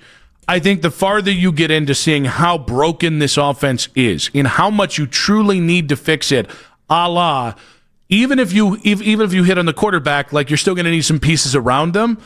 I think you gotta start making calculated decisions based off what you're getting in. If you trade Wyatt at all cost, it'll be, to me, at your own detriment. If you were to trade Denzel, at your own, like, that's another detrimental thing. But most pieces, it's like, Shelby's a good rotational defensive lineman. That makes sense. And by the way, we should clear this up. Bonjour Bob was asking about, basically saying that Quinshon Judkins untouchable. Yeah, any of the rookies are untouchable. Even a guy like Alex Wright. No, just give him some money, bring him back, and see what he can develop into because he's having a really nice season. Yeah, no, we're not. There's certain people that just doesn't make any sense to touch and move that way. I don't think anyone would argue that. I'm curious to know how far they go. If it was me, I'd go to the, not to the extremes, but like there's a lot of players I'd be willing to open up and trade. I think it's simple as, are you here in the next 3 years or not? Because if you're not here 3 years from now, and by the other caveat of this, and it's not going to wreck the cap in making that trade, then make the trade. Because here's the thing, if a team's desperate enough, you might be able to get a 4th-round pick and for them to eat some of Njoku's money. That opens up more money to kick to the future. Same again, I wouldn't trade Denzel, but if you look at this and go, well, we already have to pay MJ Emerson next offseason, we can get a whole host of assets for Denzel, and then MJ Emerson and Tyson Campbell become our starting corners. I can understand that philosophy, even if I don't love that philosophy. Yeah, and there's a lot more pieces that I feel like are valuable than maybe people even want to acknowledge. I mean, we haven't even brought up like a Jerry Jeudy type trade or something like that. Like, there's a lot of different guys that we hadn't thought of in a high level situation, and I don't know. I'm excited to see what they do with it. If what they did with the first 6 weeks of the season are any indication, like, this season shot to them. They're more than happy to move some of these guys, and I think they will. Yeah, and it's going to be, I think it'll be telling. I really do. I think there's a huge difference in trading guys at the last year of their deal.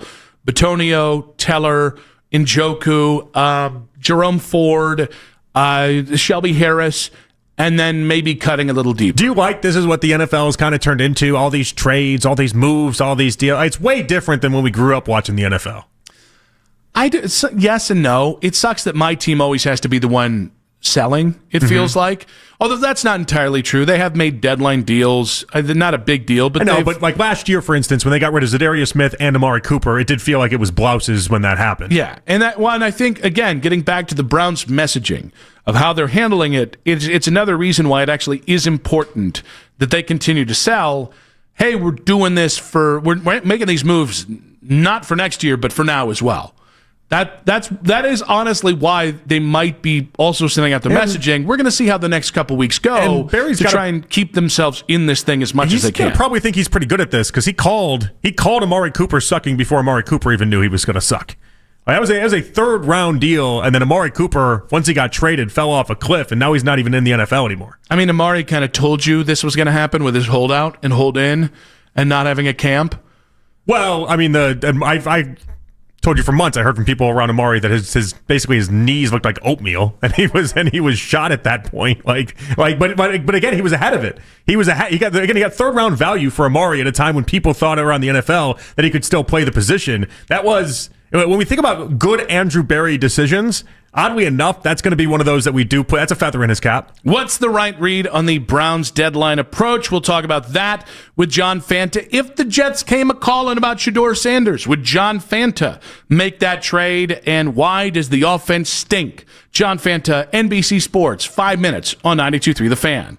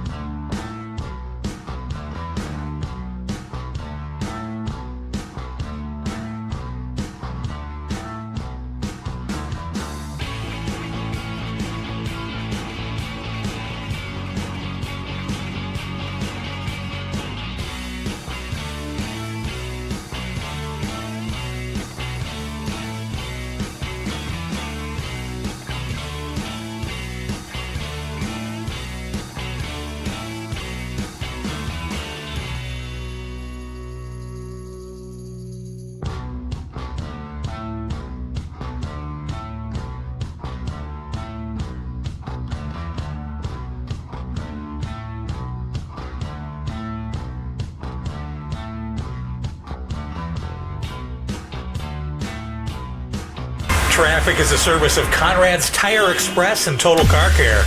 Northeast Ohio, driven by Conrad's. A great offer for Michelin. Now through December 9th, get an $80 Visa reward card or Visa virtual prepaid card after online submission when you buy 4 new Michelin passenger or light truck tires. Learn more at econrads.com.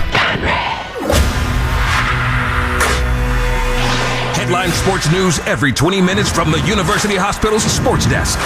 We are Sports Radio 92.3 The Fan. It is time for the Jets to acquire Shador Sanders from the Cleveland Browns. And someone tell me why that's a bad idea. And I don't want to hear about it's a circus. It's a circus? What's this? What the hell is this that we're watching? Bad, crappy football is a circus. The Jets should have drafted this guy, I don't know, second, third, fourth. They got a million opportunities to draft him. He has not gotten an opportunity in Cleveland. I don't really care about the Cleveland Browns, so I'm not going to fight their battles. I'll let Josina Anderson take care of that. All I'm saying is I see a talent, a guy I think we all talked about him as a guy that could at least be a serviceable starting quarterback in the NFL. They are not giving him a chance in Cleveland. If I'm Darren Muji, I call up my contemporaries in Cleveland and I say, here's a 5th-round pick back. Here's your 5th back. Let's get Shador in here and let's see what the kid has got, because why not? What a generous offer there, Evan Roberts at WFAN. He is sick of the Justin Fields experiment, and he wants Shador Sanders, and generously willing to give up a 5th-rounder for him. What a guy, Evan Roberts there. Yeah, I like how this is playing out. It's like New York sports radio host wants to offer up a 5th-round pick. Meanwhile, us, Cleveland sports radio host, says we want a 2nd or better. It's like, oh, everyone's playing the part here. Everyone's playing exactly the part that we should. He wants a better deal than we want to give. We want a better deal than is ever going to be out there. We're all playing the part. And none of it's going to happen. But to talk to a man who is a huge Cleveland fan, you know him, you love his work on NBC Sports. He joins us every Tuesday. Today it's at 4:20 on the Fan Hotline. John Fanta, what's up, buddy? Misery loves company, everybody. Good afternoon. So if the Jets come a-calling for Shador Sanders, are you listening? Oh, man. Yes. I mean, I would listen to the phone call. I would probably start the phone call by saying, really? Really?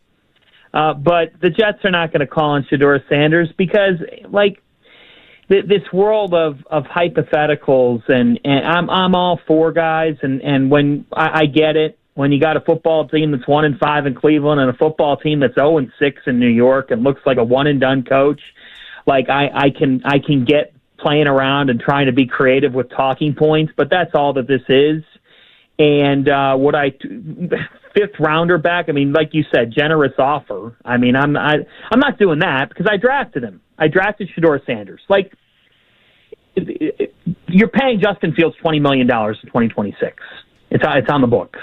And you're the ones that gave him a 2-year, $40 million contract. So, like, to the Jet fans who are frustrated, also, like, please stop acting as though a different quarterback would do that much better. You know, they are, man, they've been a hot mess. That November 9th game, I mean, to tell you, that game should be flexed into, you know, a Super Bowl time slot at MetLife Stadium between the Browns and Jets. So I'm listening. I'm probably laughing on the other end of the phone, but no, I'm not trading Shador Sanders because Shador Sanders is going to get a shot. You know, if you thought it was going to come by now, then you haven't been paying attention. But there's 18 weeks in the National Football League season. He's going to get a shot here at some point. I don't know when that's going to be, but it's going to happen because it's the Cleveland Browns, and we've gone through quarterbacks. You know, we've gone through quarterbacks like Nick Wilson and I can go through a night out and have some chicken wings. Like, it's going to happen. So it's week 6 and going into week 7. Like, come on, please. Burgers were right there on the table, and you went chicken wings. Yeah, that just you didn't want to bring up the idea that you had a lot of belief in this team before the season got underway, John, and it's not going very well. And I understand that. I get that. I don't even blame the optimism. I appreciate the optimism that you had. I appreciate the burger. Everyone can appreciate everything. But the point is that when you look at Dylan Gabriel, you said that Shador is going to play at some point this season. When you're thinking about Dylan and how you looked in the first 2 weeks, are we going to see that point sooner rather than later? Will this be a Joe Flacco type scenario where all it takes is 4 games before the Browns say, okay, uncle, we've seen enough, or will we get a longer runway than that? I think he'll get a longer runway than that, JP and Nick. But then again, we could say what we think. Clearly, they don't have much of a plan, because if they did, it wouldn't have been handled the way that this has been handled. I mean, this is the sign of a breakup. The coach and the general manager, for the first time publicly, don't seem to be on the same page, or are not on the same page, because Mike Tomlin comes out with those remarks about Joe Flacco. That signals to me that Mike Tomlin sees something and he feels as though he wants to go to bat for his guy, Kevin Stfansky. No matter what you say about the Browns and their missed decisions and stuff and the errors that they've made, one thing that you could say is they seem to be in lockstep. You saw the video of Stfansky and Barry after the win over the Packers. That emotion, that reaction, it did say something about these two guys know that they're kind of tied at the hip. They're in this thing together. Well, now, the Flacco thing happens. Stefanski's starting to crack a little bit. Like, you could just sense it, if not a lot of it, by his standards. That being said, I think it's going to be longer than just a couple of weeks, because I think Dylan Gabriel will play better. Like, I do think this Sunday, Dylan Gabriel's got to play better. I mean, it's not as if he follows some long line of Browns quarterbacks who have found rich success in Pittsburgh, nor alone a long line of rookie quarterbacks who have found success against a Mike Tomlin coach team, nor alone in Pittsburgh. But I think that this game this Sunday is it does feel as though, like, if there's any sort of gut left in this football team, if there's any, and I don't think that there is. I'm not suggesting there is. I don't think that there is. But if there's anything left in the tank, then you have to think that they try to exhaust it on Sunday. The weather conditions look like it could be favorable to the Browns, could be their type of game, could be the defense's type of game. We're going to find out. We're going to see what's left in the tank. I mean, you'd imagine not much. They were never winning on Sunday. I know the offense was pedestrian. The weapons are not good. Jerry Jeudy is not a number 1 or number 2 receiver in the National Football League anymore. The weapons are not good. They're not conducive for a rookie quarterback. So I'll treat Shador the same way on this show. If Shador goes out there and fails, like Dylan Gabriel, he has not been good. This is not a setup for success, though. Let's be real. I think it'll be longer, though, than just the next 2 or 3 games. John, looking to Stfansky and Barry, if we put in the totality of the 5+ years, who do you think has done a better job at their individual job? Kevin Stefanski as a head coach, or Andrew Barry as a GM? Kevin Stefanski, because he still made the postseason with Joe Flacco as the quarterback of the team. And he had to set that up and make it work. And he had, I know that Andrew Barry has had some hits, guys, but he's had far, far, far more misses. He's had far more misses. He has not helped Kevin Stefanski a whole lot. And when you looked at, like, up until this rookie class, and we don't even know what this rookie class will bring long term, but when you look at the hit rate on second contracts for Andrew Barry, it is not good. It is not that of a guy who should still be a general manager in the National Football League. So I'm going to vote for Stefanski, and I know JP, if there's pushback on this, I would welcome it on this one. I know I lost the Steven Vogt versus Kevin Stefanski debate, and I was really glad to lose that debate, by the way. But if I'm comparing the coach to Andrew Barry, I still will side with the coach, and that actually might be more of a reflection of how poorly I think of Andrew Barry right now. Because I just look at this team. The offensive line is as bad as any in the league. The weapons on the team from a personnel standpoint are either young or don't have the ability to perform at a winning level in the NFL anymore. So the setup's not there. The roster was set up poorly. It was. And yeah, you could blame Deshaun Watson all you want. And I'm starting to get fired up now, and things are going the wrong direction in my reflection here, because at the end of the day, when I look at this football team, there are so many things that I say from a personnel standpoint that say not a playoff team, not even a team that's in the middle of the road. That's a losing player, or that's a player that there's a reason why he's in Cleveland. There's too much of that. And the demise of this collective roster, it set them not just a year or two back, it set them a while back. The coach has struggled. His message is stale. His scheme is stale. But Andrew Barry has not put a personnel package on the field that many coaches would have much more success with than this. So the only pushback I would have, and listen, I want you to know where I side on this to begin with. I'd fire them both. Okay, I'd take them both. I'd shoot them off to the moon. I'd be done with both of them. By the way, no questions asked. I agree with that, but that wasn't the question. Agreed, and I appreciate you answering the question the way that you did, because you circled in the Scantron bubble and you chose something, which is nice. Yep. That was the point. But in the defense of Andrew Berry, this is the only thing I would say, and I want to see if you agree or not. We all agree that this roster stinks for this season, and this roster has not been set up in a very productive way for Kevin Stfansky. But if that was actually the goal of this season, if the job that Andrew Berry was tasked to do is take that poison pill for this year and set it up in a way where you can position yourself for the draft and position yourself for 2026, I can make an argument, you're not going to like it, but I can make an argument that he's actually performing his job at a higher level than what we've seen previously with Andrew Berry. Because there's no way, John, that he looked at the offensive line and the wide receiver room if he was really trying to win games and thought this was good. But then your argument's proven, JP, by my side's proven by the fact that then, okay, so the general manager set up this team to be this way. Mm-hmm. How is the head coach expected to win football games? No, but that's why, in theory, that's why I think a lot of people believe, and a lot of people that are in Breer and around these guys believe that because of the situation and the setup, they're not going to end up with their jobs being gone because they weren't given a true chance to even try to win this year. And if Haslam is the decision that matters, and Haslam is the decision maker, and the only person that matters, if he knows this was the directive and he's on board with it, you can come up with a theory where he thinks both of them are doing their job right now. You could come up with that theory, and that's fine. Kevin Stefanski still has 2 NFL Coach of the Year honors on his shelf. And Kevin Stefanski has had, in one of those seasons, a short deck of cards. There's no question about that. The fact that they made the playoffs in 2023 was a pretty incredible accomplishment when you consider who was playing the quarterback position in the final tier of the regular season. But they're 4-19. You cannot just, in their last 23 games. Mm-hmm. You cannot justify bringing. I don't care. It's not about the Browns. This is Cleveland Browns aside. We have reached Hugh Jackson levels here this season, and you all know what class that is. You can't justify bringing them back. You can't. You just can't do it.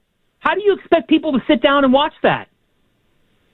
It'd be really tough. But if the guy in charge, if Haslam thinks they're performing the task that they were asked to do, and because he knows that you can't publicly put out and say we're going to just stink up the joint, but he knows whether or not they're doing their job. Then if they were given the mulligan that Albert Breer suggests that they were given for Deshaun Watson, you can make an argument in the eyes of Jimmy Haslam they are in fact performing the job that they're intended to do.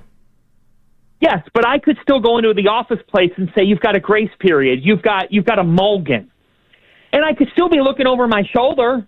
I would be if I were them. What? Yeah, absolutely. They have to be. They have to be. And I think you could tell. Would you guys not agree? For the first time that these two are not on the same page, the Flacco thing signaled it. When has Kevin ever broken a little bit? He never breaks. He always gets the criticism that he doesn't break. It was clear as day that he said it caught us by surprise. The infighting's begun. Todd Haley thought he was going to step up and be the interim. He's shown the door. He was shown the door. Nice plan, buddy. It's not going to work. I could be told I have a mulligan. I could. But in this profession, in this league, the messaging and the quotes and oh, wow, everybody. Jimmy Haslam might not have been telling the truth. Shocker. Shocker. John, you're a gentleman. About 25 seconds, though. Is the offense fixable this year? No. It's not. This because the profile of it's just not good enough. I mean, they can't run the ball consistently. They can't throw the ball. I think there's your 15 seconds. I did it in 15 seconds. I kind of want to see Shador at this point because I'm so tired. I'm tired of hearing about it, guys. I want to see it. But, can I definitively then say whether he's great or not? Not with the personnel around him. That's what's saddest about this whole thing. John, great stuff, buddy. Appreciate you. Can't wait to talk to you next week. It can only get sunnier. It really can only get sunnier. Not this time of the year. Yeah, I was going to say we are going into like winter time, late time fall. of the year for that. Kind of a rough thing to say, John, if you don't live in Northeast Ohio anymore. It gets darker. Thanks, guys. I'm going to go watch The Shining. All right, John Fanta there. I think I'm going to leave that where it is. John Fanta there on the fan hotline, NBC Sports. We got to react to what he had to say about the Browns and the trick question for the Cleveland Browns in 5 minutes on 92.3 The Fan. The big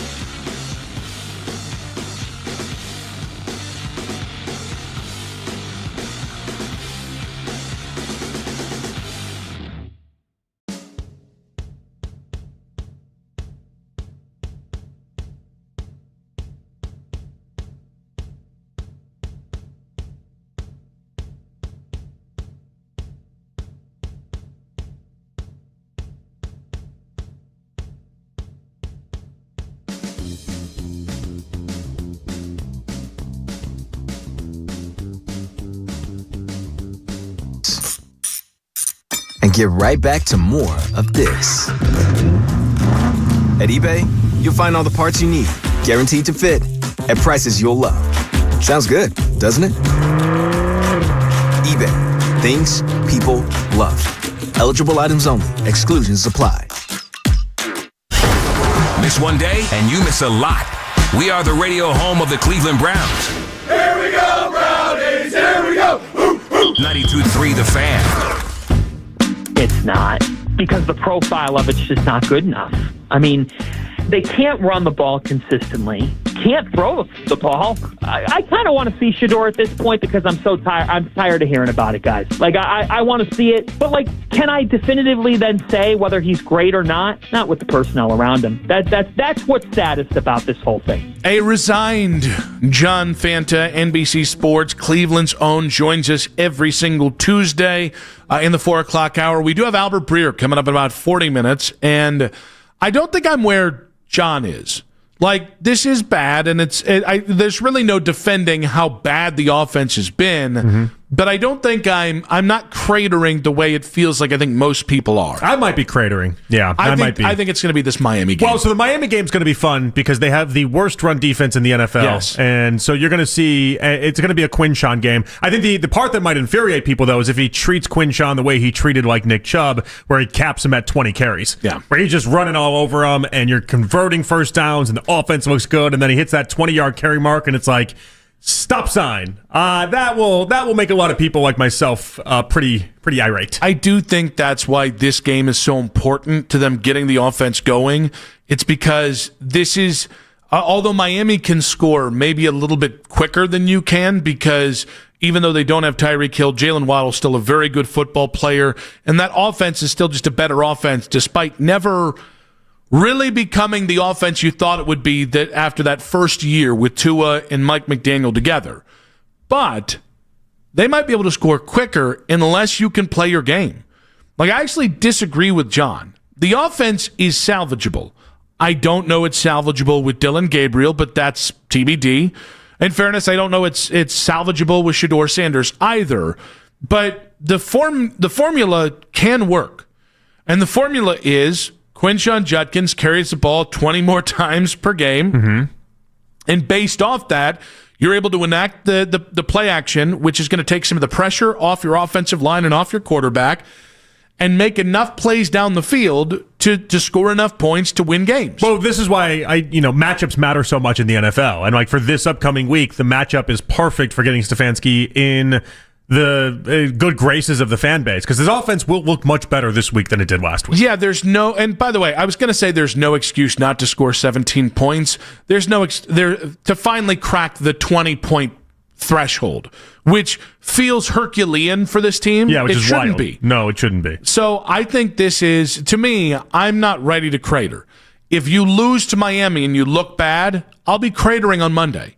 Where Ken was, I think, yesterday, where I think a majority of Browns fans were yesterday. That'll be me next Monday. I'm not actually that worried. I think this is going to be a relatively competitive game between Tua Tagovailoa and Timu Tua. But I think when it comes to, fixing the offense, is it fixable? Fixable is like, it is a little bit of a sliding scale, but the plan that they put in, which is we're going to focus on the run game. Because we're also, by the way, better run blockers than we are pass blockers. And based off a power run game, we're then going to deliver enough passing to get in the end zone and chalk up enough points to be really competitive. That is more than attainable. Like, I get a little frustrated when I hear people say the offense isn't fixable. It's like they're never going to score 30 points a game. 20 points a game, which should be like the bare minimum expectation in the NFL. That is well within the range of this team, whether it's Dylan or Shador, or even if they, not Bailey Zappi, that guy stink on crap. But I meant like even if Joe Flacco was still here, that should still be attainable. And if it's not, that's not just about talent. Talent, yes, talent matters in the NFL. All right, and the talent here will stop you from being a top 15 offense. Top 28 is not that hard. Top 28. Top 25 is not that hard. Top 20 really isn't that unattainable if you have an identity, and this is where you mentioned it with Kevin Stfansky, this is where it's time for Kevin to lock in.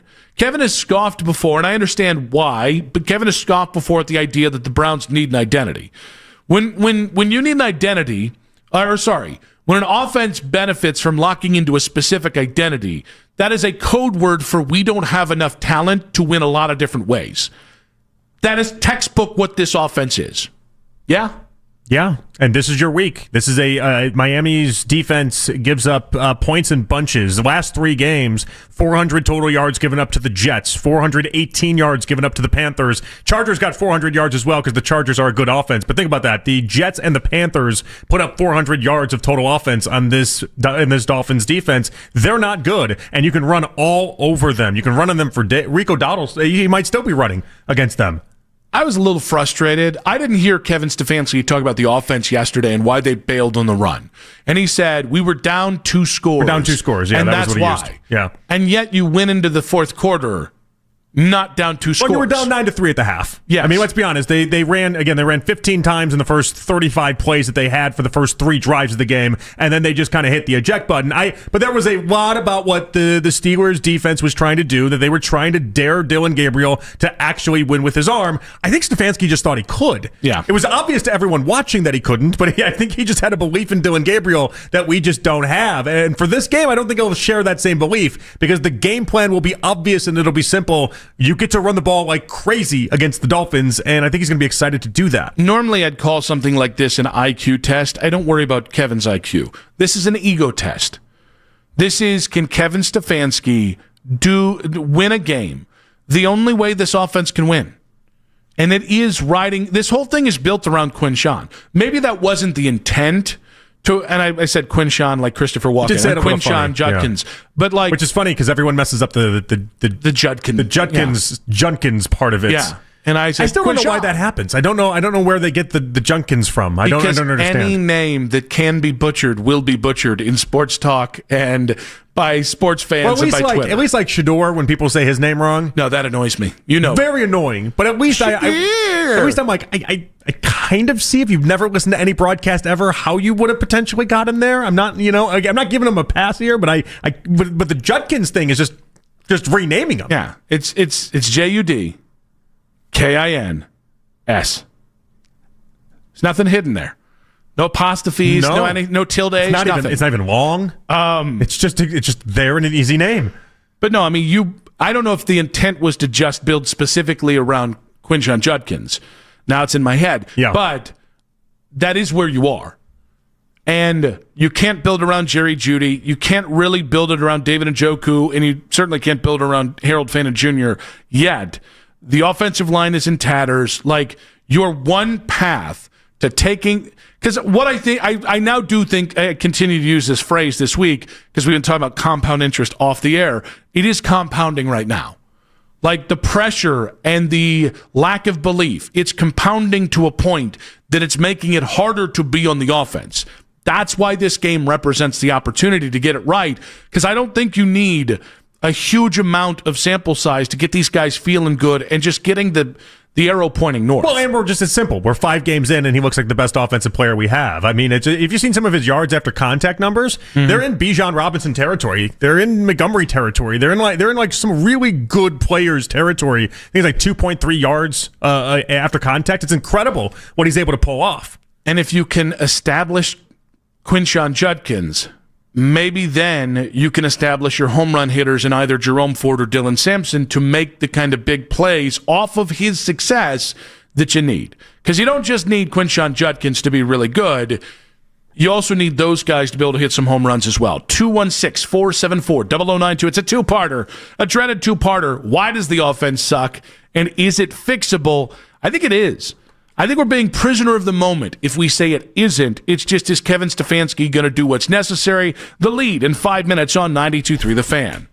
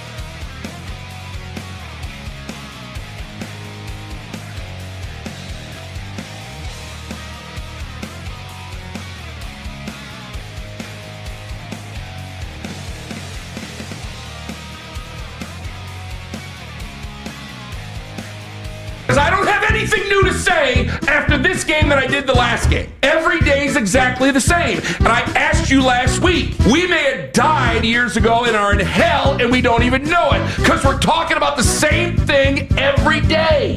And we're looking for the same people every day. And they ain't walking through the door every day.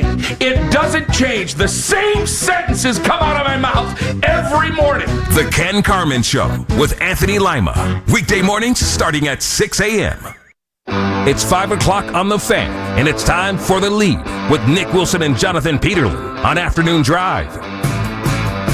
Albert Breer coming up in 20 minutes. Nick Wilson, Jonathan Peterlin with you. We'll talk to Albert about the state of things for the Cleveland Browns. Albert has been pretty steadfast on the security of Stfansky and Barry, but he has always left the door open for if it gets really ugly. We'll ask if 1 in 5 is really ugly to this point, but this time for The Lead. John Fanta of NBC Sports joined us last hour. We asked him if Kevin Stfansky or Andrew Barry has done a better job in their 6-year tenure with the Browns. I know that Andrew Barry has had some hits, guys, but he's had far, far, far more misses. He has not helped Kevin Stfansky a whole lot. And when you looked at, up until this rookie class, and we don't even know what this rookie class will bring long term, but when you look at the hit rate on second contracts for Andrew Barry, it is not good. It is not that of a guy who should still be a general manager in the National Football League. So I'm going to vote for Stfansky, and I know JP, if there's pushback on this, I would welcome it on this one. I just look at this team. The offensive line is as bad as any in the league. The weapons on the team from a personnel standpoint are either young or don't have the ability to perform at a winning level in the NFL anymore. So the setup's not there. The roster was set up poorly. Yeah, I just think it was set up poorly in an intentional nature. And from that perspective, I feel like Andrew Barry, to the person that matters and cares about whether or not, and decides whether or not Andrew Barry gets to keep his job, I think he's looking at what Andrew Barry did this year and is thinking to himself, did Andrew Barry leave holes with the offensive line, leave holes with the wide receiver room intentionally? And that answer is probably yes. And from his perspective, that means that Andrew Barry's probably doing his job right now. I guess my big kind of hang up on this idea of if Andrew Barry intentionally made the roster not as good as it should be or not as good as it could have been, the one place I don't think you skimp on, period, is the offensive line, because you at least have to give the team a chance, right? I think it makes sense of poison pill year. Let's not invest too hard on the wide receiver spot, tight end spot, running back spot, quarterback spot. Bare minimum to field a salient offense, meaning, I don't even say respectable. I mean, just give the pieces a chance to develop is the offensive line. And I don't think that's even a one-year failure. I think that's a failure over a 3-5 year period to get the offensive line right and to replenish it over time. I think the hard part about this is it makes it really hard to then evaluate everyone else around this situation when you do leave the offensive line the way that it was. But I think he looked at it and thought to himself, well, we've spent a lot of money on this offensive line, and we're just going to let the cards play out within this offensive line. And if it becomes disastrous, then guess what? We're in position to go ahead and get a high draft pick, and ultimately that's the end goal. Not all... I don't say tank, but not all we don't have to be that good offensively. Plans are built the same way. Anyone that gives anyone a chance to, and you said the perfect thing there, to evaluate who you are, it's got to start with at least a salient, not a great, but a salient offensive line. And, I don't really have a lot of defenses of Kevin Stfansky because I've built, and I think you have too, I continue to have had to build the case against him because so many people wanted to make him out to be something he isn't, which is McVay or Shanahan or Kevin O'Connell. I just think specific to the last 6 weeks, Kevin has taken more heat than Andrew. And I just don't think, I think both have failed tremendously to get to where you are today. Oh, yeah, make no mistake about it. And I told this to John, because I'm just having fun with the Andrew Barry side of this, just trying to get into Haslam's head and trying to figure out what exactly they could be thinking. They both have vastly underperformed what their job expectations should have been and likely were, and I would have fired both of them last year. That's the reality. After the Jets' 0-6 start to the season, WFAN's Evan Roberts wants New York to trade, that's the Jets' New York, for Shador Sanders. It is time for the Jets to acquire Shador Sanders from the Cleveland Browns. And someone tell me why that's a bad idea. And I don't want to hear about it's a circus. It's a circus? What's this? What the hell is this that we're watching? Bad, crappy football is a circus. The Jets should have drafted this guy, I don't know, second, third, fourth. They got a million opportunities to draft him. He has not gotten an opportunity in Cleveland. I don't really care about the Cleveland Browns, so I'm not going to fight their battles. I'll let Josina Anderson take care of that. All I'm saying is I see a talent, a guy I think we all talked about him as a guy that could at least be a serviceable starting quarterback in the NFL. They are not giving him a chance in Cleveland. If I'm Darren Muji, I call up my contemporaries in Cleveland and I say, here's a 5th-round pick back. There's your 5th back. Let's get Shador in here and let's see what the kid has got, because why not? It's embarrassing that Evan, who has watched football as long as he has said something like they haven't given him an opportunity when they're 6 weeks into the season and he was the second quarterback they drafted. Almost everybody on this roster, there's a price. Every other rookie, other than the quarterbacks, no price. Same thing with Myles Garrett because of the contract situation, what he means to you. There is no price. They're staying. That being said, almost everybody else has a price. So with Shador, if you want him, a 5th-rounder isn't going to get it done. Something closer to a 2nd-rounder might. Yeah, and I get what Evan's trying to say from a Jets fan perspective, but from the Jets front office perspective, imagine giving $20 million a year to Justin Fields for 2 years, and then after 6 games, deciding to give up a 2nd or 3rd-round pick for Shador Sanders. You just can't. It'd be unprecedented. You just can't do that. And so it's interesting that the chatter has gotten there. Have you met the Jets before? They're just so bad. They're just so bad in so many different ways. I feel for Evan because it's the type of take that if I was doing New York talk radio, I likely would come up with myself though. The idea of trading for Shador might get you out of it. That might be your Hail Mary that gets you out of this whole thing. And if you played within the parameters that Evan is talking about for a 5th-round pick, I think that's a great move for a lot of teams across the NFL. It's just you're not going to get him for a 5th-round pick here. That doesn't make any sense. Desperation leads to desperate decisions. I think back to A.J. McCarron was not worth a 2nd and 3rd-round pick back in 2017, but you had a head coach willing to make it happen. All right. If Aaron Glenn and Darren Moji want this to happen so bad, make us talk, make us sing, and then we'll have that conversation. Other than that, no. There's beyond a 2nd-round pick or better, I'm pretty happy just waiting another 4 or 5 weeks and then seeing Shador here. And we're not going to get there, obviously. I am curious to find out what happens with Shador after this season. We have games to play before we can have that conversation, but it will be an interesting part of this offseason discussion. Mary Kay Cabot at Cleveland.com was on with Baskin and Phelps, the midday man, today, and she was asked if more moves are coming after the Browns traded Joe Flacco and Greg Newsome last week. I think that they will definitely try to make some more deals. I don't think it means that they are ready to sell off their big name players or some of their better players right now. But I think Andrew will call every single team or talk to every single team like he pretty much does around this time of year. And there probably will be some more trades made. Again, I don't think that means they're going to trade away I don't think they intend to trade away a David Njoku. That's not in the plans right now, but it wasn't in the plan to trade away Joe Flacco or Greg Newsome either. So if someone shows up on your doorstep or on your phone with a good enough offer, you're going to at least listen to it. So anything can probably happen. I mean, last year we talked about the tradable pieces. It was Jerry Jeudy. It was Zadarius Smith. Jerry Jeudy got moved to Buffalo. Zadarius Smith got moved to Detroit, and he made those deals happen. This year it feels like it's David Njoku, Shelby Harris, and then a bevy of offensive linemen. And so I would imagine out of the players we've discussed, more than not do eventually get moved. Could have used a trade today. For being honest, today would have been the deal or the day that made sense for a trade. Not that I want them to get worse, but we just want different content. Is that what that is? Yeah, it'd be fun if instead of, because I don't want you just to unload the clip the week of the trade deadline. Give me a trade a week. All right, maybe this week. I don't hate it. Maybe this week it's Jerome Ford. I actually think Jerome's going to be better somewhere else, and it's going to really irritate me. But maybe this week's it's Jerome Ford, and then we just build from there. Then it's an Njoku. And then maybe it's a Wyatt Teller after that because they seem intent on not bringing Wyatt back next year.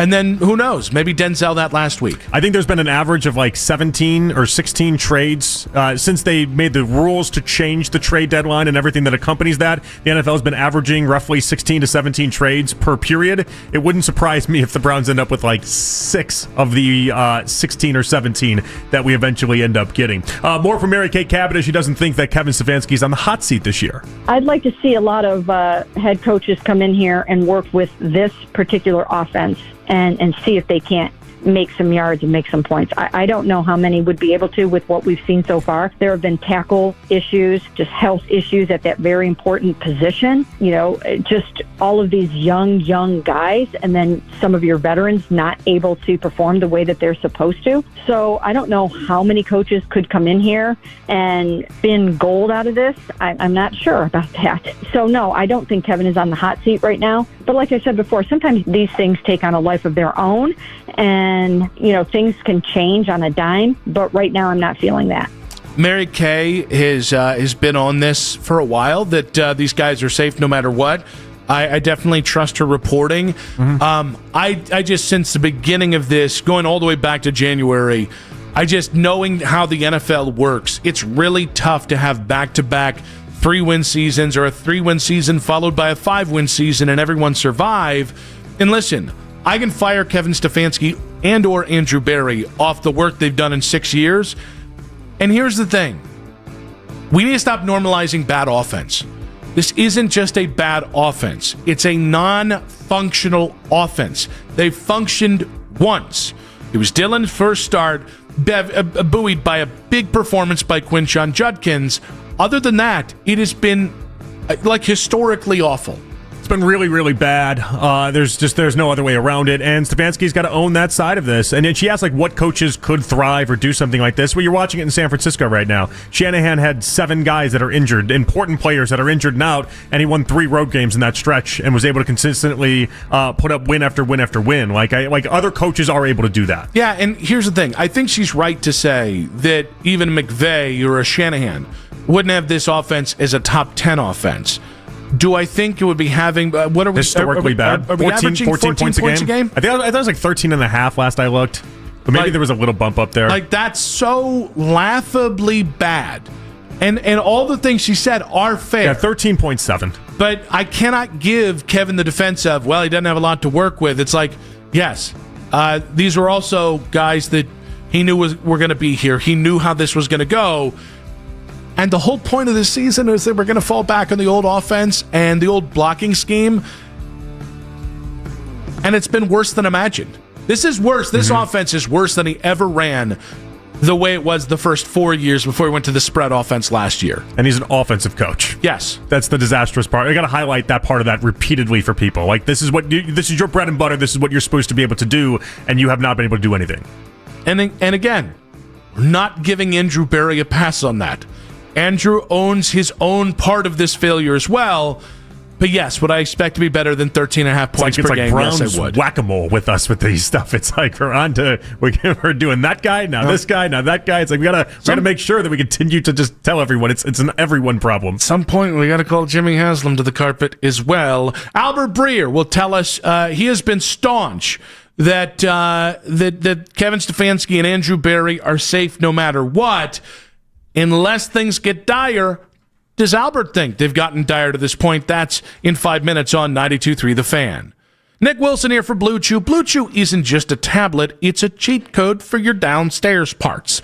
Blue Chew provides access to chewable tablets that can help you perform and feel at your best. We're talking stronger, harder, longer lasting, like someone gave your downstairs a pep talk and a gym membership. Woo! Way to go, Alex! You the man!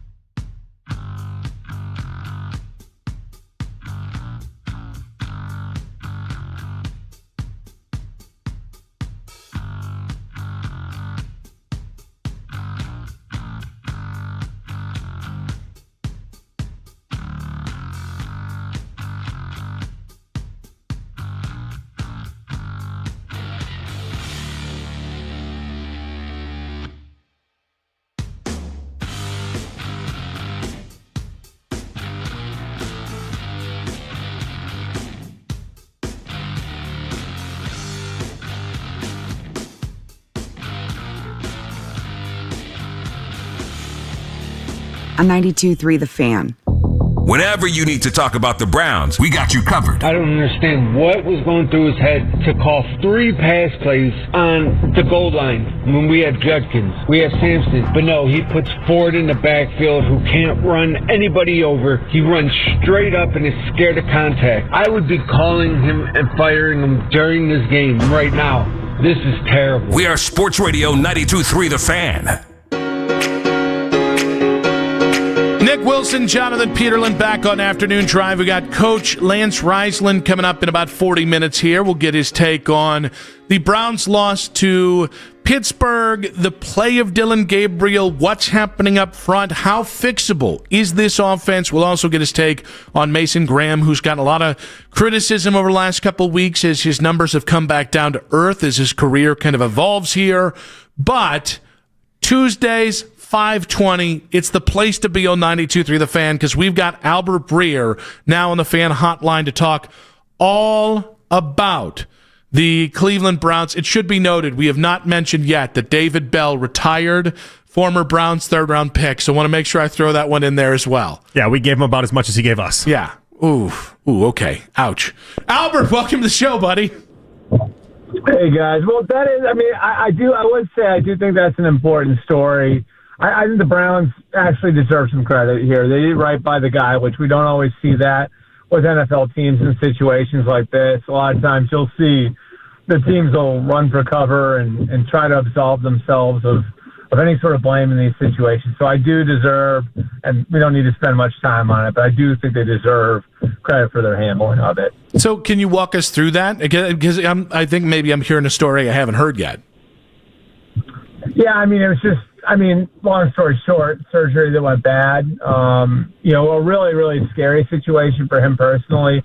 And I don't want to screw up the facts. So, the details are out there on the internet now. But, the Browns, the Haslams, as I understand it, were outstanding and did everything they could to make it right. And, again, a lot of times, lawyers get involved in these things and, they'll tell an owner to go run for the hills, you know what I mean? And don't take on any liability or blame here. And it sounds to me at least like the Browns went the other way on that and did the right thing. So good for them. Albert, it does feel like the Browns in the last couple of years have worked really hard to try to make that their mantra, whether that's Callahan going to Tennessee to be able to coach under his son, or whether that's even Joe Flacco last week and being able to go out and finish out his career somewhere else, even though it's an interdivision trade. How much goodwill does that actually build up, though? I think fans are always curious how much that actually does. Yeah, I think it matters. I think you want to have a reputation of being the sort of place that people want to work, because it's such, in the end, this is still sort of a small world, the network of coaches, the network of scouts, the network of players. It's still as big as it seems to all of us. All these guys talk and word can get around fast in those circles when teams aren't doing things the right way. I just think of the other end of it, and how hard it's been for the Bengals to shake their reputation of being cheap. And I can still remember, having that conversation with guys who played there about how the Gatorade, and this is kind of a funny old anecdote, but how they wouldn't have actual Gatorade, they would have the mix, So you'd have to take the powder and put it in water and shake it up. You know what I mean? I'm telling that story because that sort of stuff gets around. You know what I mean? So it's just an example of what sort of environment are you going to be working in if you go there? And, I think in that way, this sort of thing can certainly help, where, if you're the type of place where people want to work when you're looking for an offensive coordinator or a defensive coordinator, or you're looking to acquire a free agent, or you're looking to trade for a player, little things like that can make a difference. So it's kind of interesting you make the point about what a small community this is. I'm assuming you saw Mike Tomlin's comments about the Joe Flacco interdivision trade, where he says Andrew Berry must be smarter than me. How did you read those comments from Mike Tomlin this week? Well, I was surprised that he was so forthright about that. Maybe he's tired on a short week and just let it go. I can relate with that. I read it basically, Nick, as this is just my interpretation of it. I think Mike and Kevin have a good relationship, and so I felt like it was Mike getting Kevin's back a little bit. And, I think to some degree it was, from a coach's standpoint, I wouldn't do that. I think it was showing some sympathy for the situation maybe the coaches were in, where it's like, all right, like now my safety net's gone and it's going to be tough for me to compete if I don't have like that veteran quarterback on my roster anymore. Again, that's my interpretation of it. I wouldn't put words in Mike Tomlin's mouth, but that's sort of what I thought it was. Albert, we've kind of been talking all show long about this trade that Evan Roberts in New York came up with. He's covers the Jets, and he wants the Jets to trade for Shador and offering up a 5th-round pick in return. Is there any feasibility to a team potentially calling and trying to lift Shador away from the Browns? I can probably. I would think like Evan. I know Evan a little bit. I would think like maybe Evan wants to do that because it'd be good for his show, right? I can't think of why else the Jets would want to do something like that. I don't know. I don't think there's much of a trade market out there for him. I think, like, quite honestly, I think the idea that was floated around last week when we didn't know whether or not he was going to be the number 2. They should march in there and ask for a trade. It's categorically some of the dumbest things I've ever heard in sports media, and the fact that it was coming from players was like completely mind-blowing to me. Look, he's a 5th-round pick, all right? And, like, I don't know how many times we have to go through that, but, like, it's those guys by definition are developmental players, So, like, the idea that, like, he would take a redshirt year, or he would need a redshirt year, it might be best for him to sit. Like, we've said that about a million different quarterbacks. So why is it, like, out of the realm of possibility, the best thing for Shador Sanders personally, not talking about the team or anything else, is to have that redshirt year and have a chance to learn? And I don't even know, like, whether or not, like he would agree with that, but, I don't know. Like, the conversation on him, and this has nothing to do with him. This isn't him. The conversation around him has gotten so freaking stupid. I can barely handle it anymore. You know what I mean? Like, so I don't know. I don't think there's much of a trade market out there for him. Based on what we saw in the preseason, I don't know why, like, some team would go and make a trade for him in mid-season. But, if the name recognition is there, then people can latch on to it and fill their segments and their column inches and everything else. So more power to them. So we definitely have had conversations about this and how just irregular the conversation is, and size and scope, and, the energy and the anger, or, on either side, really. I guess for somebody who's watched so many big stories come to the NFL and in the way that they've been processed, why do you think the Shador story is where it is, where, again, every conversation feels life and death, and there's a gulf between both of the extreme sides? Because nobody involved is trying to stop it. And I think, like, with Tebow, so there was this thing with Tebow, right? And, like, the thing that always bothered me about, like, the Tebow conversation is, like, no one paid attention to, like, he spent, like, over 2 years out of football completely, right? Like, if, and this is nothing personal against him, these are his own decisions, but, like, if he loved football that much and wanted to develop that badly as a quarterback, why didn't he go to Canada, right? Like, somebody up there would have had him, and he would have had the chance to get in games and develop and work with coaches and make a living. Like Colin Kaepernick, same thing. Like, if he wanted it that badly, why didn't he go to Canada? And I know with guys who are that level of star, it can be a tough thing, but if you want to be an NFL quarterback that badly, then why are you willing to sit out seasons? And I remember the conversation around him got so stupid. People weren't bringing things like that up. The conversation around Tebow and saying got really dumb, and, like, people wouldn't bring those sorts of things up. It was just like, well, why isn't he a starter? It's like, well, why don't we start with why isn't he developing somewhere as a backup, right? but no one around Tebow, including Tebow himself, was stopping the conversation from happening. And I think there was like sort of this willful ignorance to what was going on around Tebow, right? Like where it was like no one wanted to ask the real questions. It was just like, let's just like let the circus roll on. And because nobody around Tebow or Tebow himself wouldn't stop it, it just kept going. I mean, have you gotten any sense that anybody around Shador is stopping this conversation? No, doesn't seem. No, right? The same around the Browns, though. Saying, like, but I mean, like, no one's saying like honestly, and this isn't a shot, but like, why is Shador saying like, I just want to get better today? You know what I mean? Like, I had a great practice. This is a great opportunity for me to develop as a quarterback. I just want to get better today. You know, like, why does everything have to be about him starting? Like, I don't know. Like, I've seen the young players in those situations like say those sorts of things. You know, is he too big a star for that?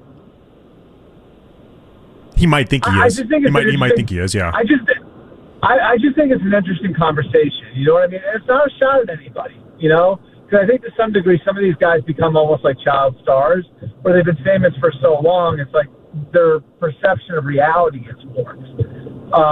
It's a much larger conversation to have, you know. But I think the right answer for him in these situations would probably be, look, you know, I like, this is a great opportunity for me to develop on a day-to-day basis with NFL coaches and an NFL system, and I'm going to make the most of it every day. And like, if you know they feel like I'm ready to go, then they'll put me out there. You know, like, and how much this would be diffused then? You know, instead we're hearing about how he's one of the 32 best quarterbacks on the planet. Like, how is that? What does that have to do with anything else? With anything that's going on right now? You know, I don't know. I mean, like, I think that there's like, and that's not going to help him get more opportunities later either, right?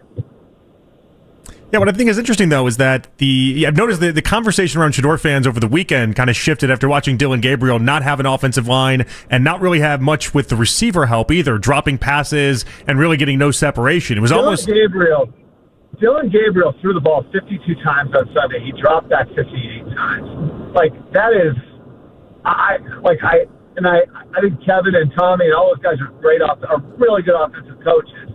But I don't know what young quarterback is going to survive in that situation. You know what I mean? Against that defense with that offensive line. He threw the ball 58 plays. Yeah, and Albert, I think that's why Shador fans over the weekend were like, okay, fine. Go ahead, Dylan. Do your best. We'll hang out. Yeah, I mean, that was the thing. So that's the thing. It's like I think a lot of times these conversations lack context, you know? And I just think look, there are some guys that are better off playing right away. But I'd say 80% of them aren't, you know? I don't think it's a mistake that some of the greatest quarterbacks of all time sat. You know, like if we look at like the great ones from like the last era, the era that we would say just included, right? You know, look at who you've got. You know what I mean? Like you've got you got Tom Brady who sat for his entire first year, right? You've got Aaron Rodgers who sat for his first 3 years. Peyton Manning played right away, but I'd say like Peyton Manning had a rare level of preparation for the job, and I think he set the league record for interceptions as a rookie, right? Yeah. Like, how would that be digested today if that happened now? Pat Mahomes sat for an entire year. Lamar Jackson sat for half of his rookie year.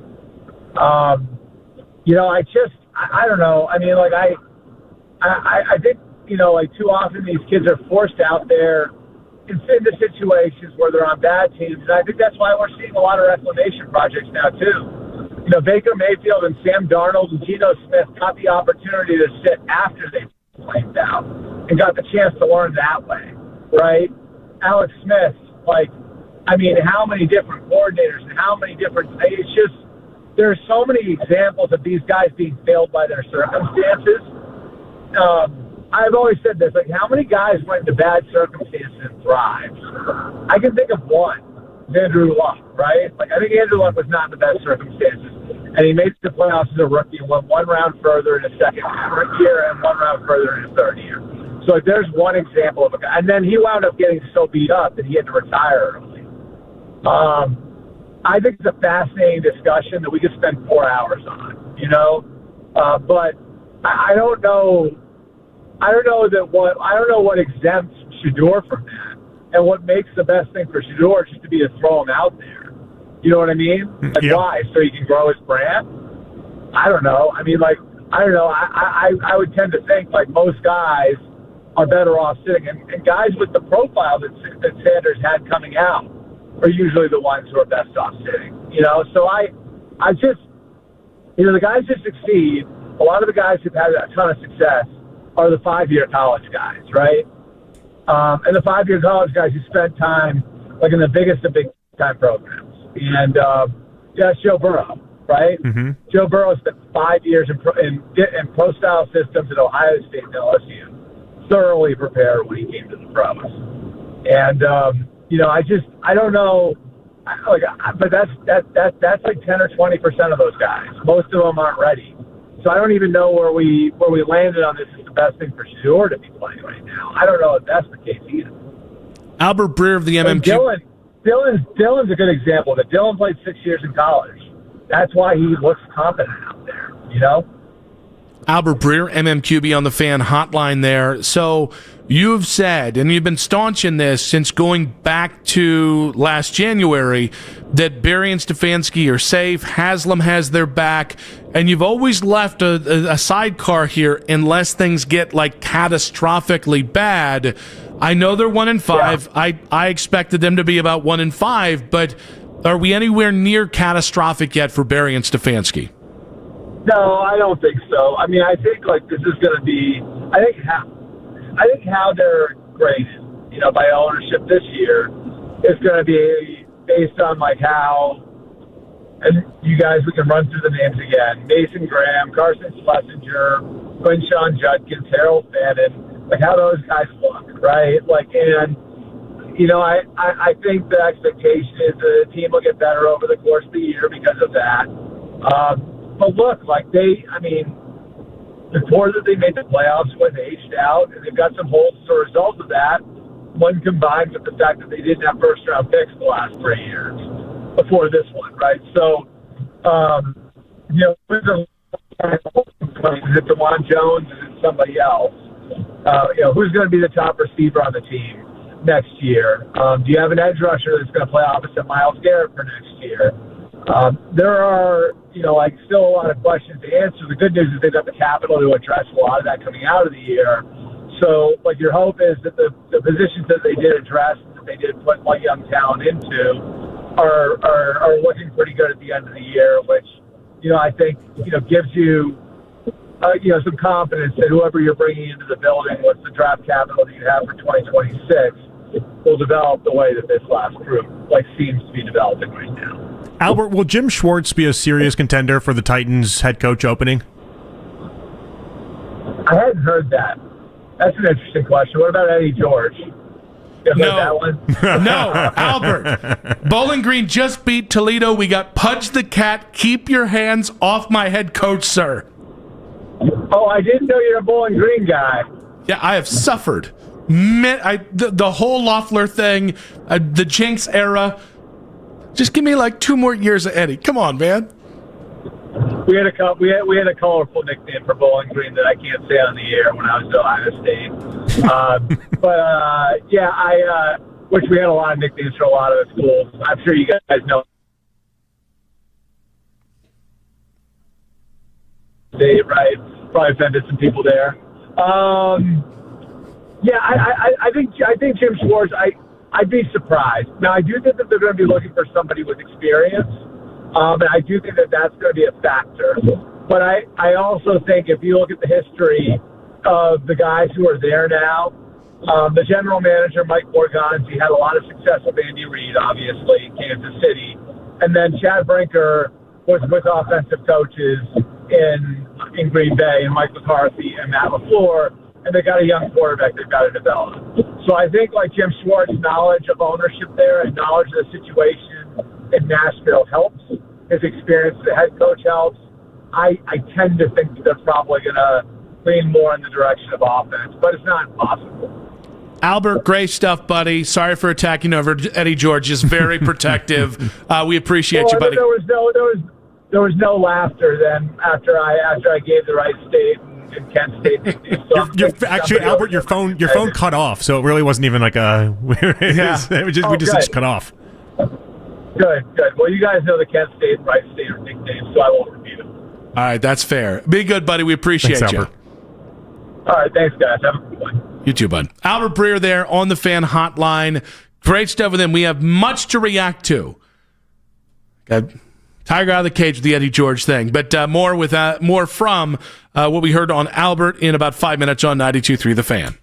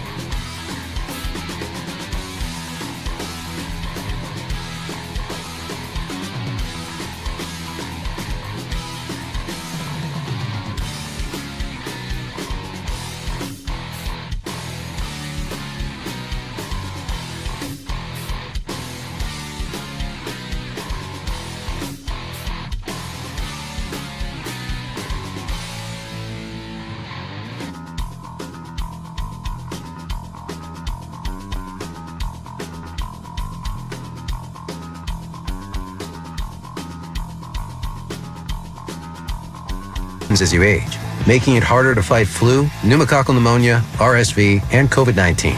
Vaccines are a key part of any health routine and help strengthen your immune response. Ask your doctor or pharmacist which vaccines you need.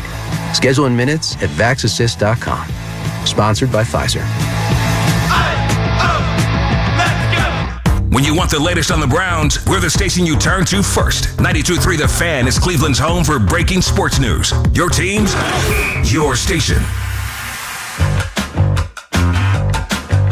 Sports Talk on The Fan is presented by Paramount Plus. You can't count on much, but you can always count on Sundays with the NFL on CBS and Paramount Plus. Watch your local NFL game live every Sunday, all season long. Visit ParamountPlus.com/NFL to get started today. I was surprised that he was so forthright about that. It was just my interpretation of it. I think Mike and Kevin have a good relationship, and so I felt like it was Mike getting Kevin's back a little bit. I think to some degree it was from a coach's standpoint, I wouldn't do that. I think it was showing some sympathy for the situation maybe the coaches were in, where it's like, all right, like now my safety net's gone, and it's going to be tough for me to compete if I don't have like that veteran quarterback on my roster anymore. Again, that's my interpretation of it. I wouldn't put words in Mike Tomlin's mouth, but that's sort of what I thought it was. That was Albert Breer in the previous segment giving us his thoughts on Mike Tomlin's comments the other day when he name-checked Andrew Berry. I thought that still was the most impressive thing, that he just put a name on it, as opposed to just being like, I can't believe Cleveland traded within the division. I think the fact that he put Andrew Berry's name on it is why so many people said, coaching fraternities, protecting Stfansky. Very intentional. Yeah. When you put the name on it, it's very, very intentional. Albert had a lot to say in that whole entire stretch. You could tell he was fired up about the idea that and you could tell as he's describing it, he's almost coming up with the idea that the Browns are in fact protecting Shador Sanders in a way. And the more and more this offensive line looks bad, Nick, and the more and more these receivers look like they don't know what they're doing, I'm starting to side with some of these Shador fans from over the weekend that are giving off the impression of, okay, hey, Dylan wants to go out there and get murdered every week. That's fine. Go right ahead. I just thought, as the season went on, and then the starter's now out. Now it's Dylan Gabriel's day, right? And then, all right, now he's out. Maybe it's Shador's time, or however this thing transpired. I really thought, hey, as this reveals itself, the discourse, the dialogue, it'll get simpler. It'll get simplified. Somehow, 2 weeks into Dylan Gabriel, it's just not gotten simplified. If anything, It's gotten more heightened and more both sides screaming at each other, whether you're a Dylan guy or a Shador guy, or you think they both stink and you're going to get, like, whatever it is, everyone just seems to be getting angrier and angrier about the quarterback situation no matter the result. Well, it doesn't matter what side you're on. You should have looked at what happened this last weekend where he dropped back 58 times and threw the ball 52 times with that O-line and that receiver and been like, oh, geez. There's environment in the NFL matters, and the environment that Dylan is currently in, not conducive to be able to play winning football. The closest I've heard to Albert criticizing Kevin Stfansky over the last 2 years. Yeah, it seems like he's starting to get ready. Yeah. And I don't know, maybe, he said last week when we asked him about Bruce Arians, he said he was going to maybe poke around and see what the conversation was like as anytime BA, as he put it, because he can call him BA. I don't know Bruce Arians. Yeah, I thought it was Brian Anderson. Yeah, right? He's leave his own. But he did. He's like, anytime BA says something, he's well connected. So I do wonder if Albert started to poke around a little bit and maybe he's reading the NFL room around Stfansky at the moment. So the two bits of breaking news that involves Cleveland sports this afternoon. About an hour ago, David Bell announced his retirement. That's something we talked with Albert about. And then Jeff Passan just tweeting out within the last 5 minutes, the Mets are hiring Kai Correa as their bench coach. He had been the bench coach and interim manager in San Francisco, and he was kind of a chief of staff for Stephen Vogt here in Cleveland since 2024. So that is at least one loss for the Guardian staff, still awaiting the word on Carl Willis. But as we continue the discourse with the Browns going forward, Lance Risland joins us. He's a tape guy. He's a football guy. What's fixable in the Browns offense? That's in 5 minutes on 92.3 The Fan.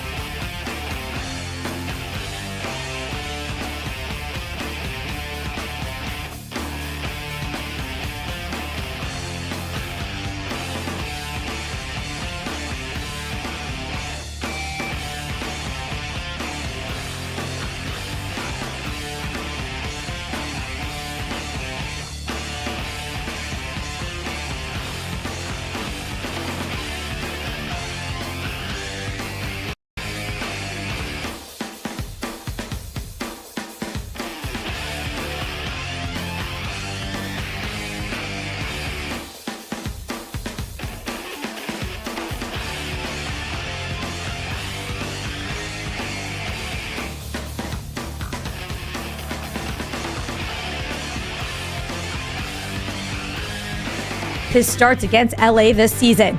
8:08, first pitch. Coming up next on Afternoon Drive, Cleveland.com's Lance Risland joins Nick and Jonathan. Headline sports news every 20 minutes on 92.3 The Fan. From the University Hospital Sports Desk, I'm Katie Pollack. Talk sports deep into the Cleveland night. Overtime with Jake Volnick. Weeknights at 7. Sports Radio 92.3 The Fan. It's the 6 o'clock hour on Afternoon Drive. 1 hour to go. Nick Wilson, Jonathan Peterlin with you. We've got, in case we missed it, by the way, brutal play by Jax playing reggae on October 14th. There's nothing wrong with it. It's a beautiful music, right? What's wrong with the reggae? I think of Jamaica, that I went. Now he's turning it up. No. It's October 14th. It's generic reggae. No, but okay. Because of YouTube, we sniped all of Jax's. Vibes need to get up here. Come on. We sniped Jax's creativity with the rejoins that he cared so much about, and so now in protest, he gives us reggae. 1, all reggae is generic reggae. 2, there's a time and a place, and it's in the summer, it's in the early fall, it's in the late spring. We are knee deep in fall. Jax be jamming all year round. I'm not going to say anything more. I've said what I've had to say. Respectfully, Jax, with love and respect. That being said, the Browns stink. They're 1-5, and our next guest, one is going to owe me a burger pretty shortly here. He said on Sunday he hasn't given up on that, by the way. That's good. I love positivity. I do. Even in the face of, just gigantic. You didn't like the reggae. You do not like positivity. Whoa. No. The problem wasn't reggae. The problem is when you're playing it, Mon. Okay? Thank you very much. And hung up over the reggae. Let's bring Coach Riz in the mix here. Lance Risland, Cleveland.com, on the fan hotline here. How you doing, Coach? Hey, guys. What's going on? I'm just getting ready for my burger, buddy. That's all. It's not over, man. Not over. Not over yet. I love that positivity. We've been talking about the offense. How much of what you see on offense is fixable? Well, there's some core problems here. They're inside. Those guys inside are not getting the movement they once did. Those guys aren't the what kickers they once were. They're blocking well, but they're not moving people backwards. The tackle situation is a mess. Those guys are not run blocking very well, and obviously they're pass blocking terribly, which is affecting, getting people out because they have to chip. Obviously, the receivers can't catch the ball, so it's the run game is inconsistent. So what you're getting, and then when all that goes well, the quarterback misses. So one thing's happening after another. But for me, everything always starts up front. And to evaluate these quarterbacks, everybody wants to see how they're going to do. I'm not sure you're going to be able to do that until they can shore up a little bit what they're, the only thing they can do right now is they can continue to pound that run game, because offensive linemen, you can work on the run game. Because if you don't have any run game and these guys get to pin their ears back, this offensive line can't hold up right now. And Miami will be better for them within that regard. The matchup for the Steelers was just not great. What did you make of Dylan Gabriel, though? You said he missed a couple throws. How'd you see it overall? Well, what's happening, he's not moving within. I'll still go back to it has nothing to do with his height. I will stick to my guns on that one. But here's what's happening with him is that he's a little bit gun shy. And what I mean by that is that he's trying to he's under fire right now in the pocket. And I think what's happening is that he's missing things when they're available. And when you think about, like, the Browns do a lot of high lows and a lot of levels concept, that's one of Kevin's staples. And he's always taken the underneath level. And sometimes that second level is there. And even if he completes that first level, the second level is there. And then he's missing some. And he's missing some because that pocket is kind of collapsing around him. And his pocket awareness is not what it was coming from Oregon. And I think it has a lot to do with his processing and trying to get through, like, what he's seeing. But he's not quick enough with that right now. And obviously, and then he's making some great throws. You make a great throw to Fannin, you get a drop, and then you get a sack, and then he misses. And again, everybody's got their hand in this garbage can right now of offense, and he's included. But I think he's been solid, but he hasn't been impactful. Right? He's doing okay, but he's not impactful enough for this offense to kind of get going. All right, Coach. This one of the big critiques of Kevin Stfansky is his offense is vanilla right now. Do you believe the Browns are running a vanilla offense, and do you think that's their only choice at this moment? Well, I'm not a big believer in vanilla offense. For me, predictability, vanilla, That's all. I'm not a believer in that. What it is, it's lack of execution. And as a coach, you can only run what you know. This is why Kevin got the job. This is his offense he runs. Whether you like that or not is irrelevant, but that's what he does. So what he really, it's not vanilla to me. They're not executing at a high level. They're not double teaming with nastiness. They're not getting to the second level. They're not catching the football. So there are some opportunities, whether it's vanilla or not, for me, I don't care. It's the fact that they're not executing, and they're for sure not executing all at once. So when people say, oh, the offense is predictable, no, it's not. It's the same offense that it can be successful if you execute.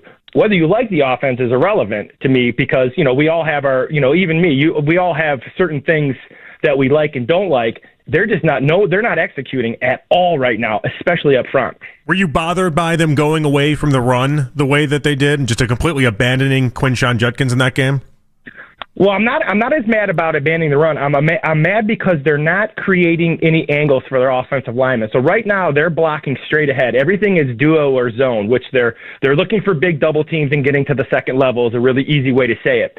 And sometimes Posick and Bitonio, they're not moving guys like they did a couple years ago. But that's okay. You got to create some angles. You got to put a little bit of indecisiveness in those defensive linemen. Are they going to get down blocked? Are they going to get doubled? Are they going to get trapped? The Browns aren't doing any counters, any powers, any traps, any pin and pulls.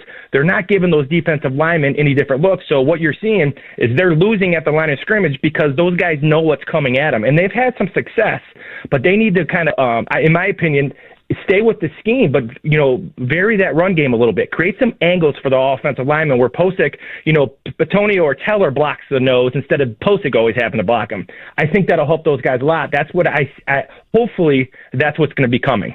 Statistically, Coach, Mason Graham has been quieter over the last couple of weeks. I think people are starting to share their disappointment. What are you seeing out of the number 5 overall pick from the 2025 NFL Draft? Oh, I don't have any disappointment in him. I think what's happening is that he's still learning this. He's faced some pretty good guards. Malik Collins is playing at a really high level, and teams are. What's happening is that he is getting handled. He's getting doubled, and when he gets doubled right now, he's kind of going. He's not handling that double like he did at Michigan. So here's what happened with Mason Graham is at Michigan, he played on the line of scrimmage. He two-gapped. He got his hands on. He was real. Didn't do a lot. Was forced to let the linebackers. Now he's in a defense where he can come upfield. And watching him last week, he's kind of in the middle, right? He wants to get upfield, but he knows if a double comes, I got to make sure that I get down on the double so they don't get to the linebacker. So he's a little bit indecisive. All things that'll be fixable. He's still playing with a tremendous effort. He's still playing with a tremendous motor. If you get doubled and you don't get moved and you have gap integrity, you're doing your job. I don't think Mason Graham's ever going to be a guy who lights up the stat sheet, but he is going to be a guy that's hard to prepare for. And that's kind of what he is that 3 technique. He'll get better and better. He's just kind of indecisive. And remember, this is all new for him. And he's a really good player, and it's just going to take a couple more games, and he'll be just fine. What'd you make of the debut of the soup can, Tyson Campbell? Well, I thought he played really, really well, if you want to know the truth. And here's why. Because obviously the one pass, I thought he was in great coverage, great throw, great catch. He got beat on a sluggo, double move. That happens in man coverage. But I thought he tackled real well. I thought he, on that first play of the game, he actually made the right call because that short motion put him on the flat defender. That was Hickman that got beat by Washington. So I thought he played pretty well. I thought for this scheme, and when I was texting you, I think because of the fact they're going to be in more man now, and they've played more man than they have been playing. So that's kind of, for me, that's kind of exciting because I think they're going to need to bring more than 4 moving forward. They're going to have to create some pressure, create some turnover opportunities, and they can only do that if they play man. And Campbell is a step better than Greg Newsome in man coverage. Lance Risland on the Fan Hotline here, breaking down the latest Browns loss here. The Browns went into the fourth quarter. I want to say they were down 10 points. And far before that, they abandoned the run in this game. Dylan Gabriel throws 52 times. Quinshon Judkins runs it just 12 times. Was Kevin Stfansky right to go away from the run that early in the game? I'd say no, and he's had a tendency to do that, especially when your best player right now, without question, is your tailback, whether he's a rookie or not.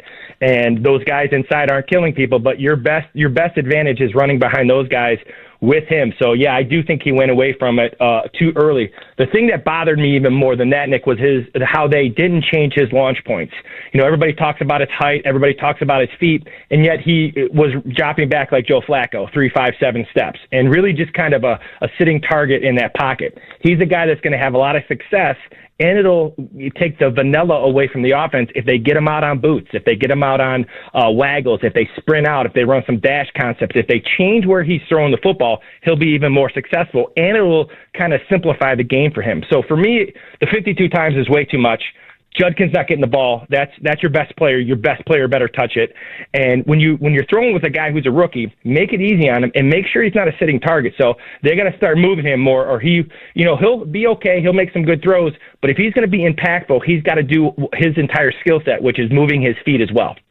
Coach, what would you do? You're sitting there, you're coaching this Browns team, and you see the drops the way that they've been, whether that's Fannin, whether that's Njoku, whether that's Jerry Jeudy. What would you do? What would be your quick fix, if there is one, to maybe make it just not as obvious that they just cannot hang on to the football? Well, first thing you tell them is don't hang your head. Obviously, there's a grown man, but, no one cares. Figure it out. Like, go catch more balls on the jugs. Obviously, that's not Kevin's style to kind of be in people's face. So whatever he's got to change to, whatever they have to do. Is it because they're unsure of their routes? So when they get to the top of their route, they're thinking about where am I supposed to be and they're not fluid? Then practice more, run the routes more, get on the jugs machine. If you drop balls but you put the work in, that happens. And then you got to go with someone else. Unfortunately for the Browns don't have anybody else. So I think positive reinforcement, in this day and age, works with these young kids more than kind of beating them up. But something's got to change because there's way too many drops, and there's way too many drops when there's so many other leaks on the offense. And I would say only thing you can do is rep it. And I'm a big believer in reps. You win with reps, not talking about it, going out and practicing it. So they're just going to have to get out there and catch until those hands are tired. Myles Garrett, noticeably absent from the box score this last weekend. What'd you see out of Myles in this game? Well, if you go back there, I just got done watching the film, and I always try to do this when the defensive line so-called doesn't play well. And the thing that stands out to me, if you go back and I watch all the cut-ups of Aaron Rodgers, just his throws, he absolutely gets rid of the ball in under 2.8. And when you're getting rid of the ball in under 2.8, it's hard to get home.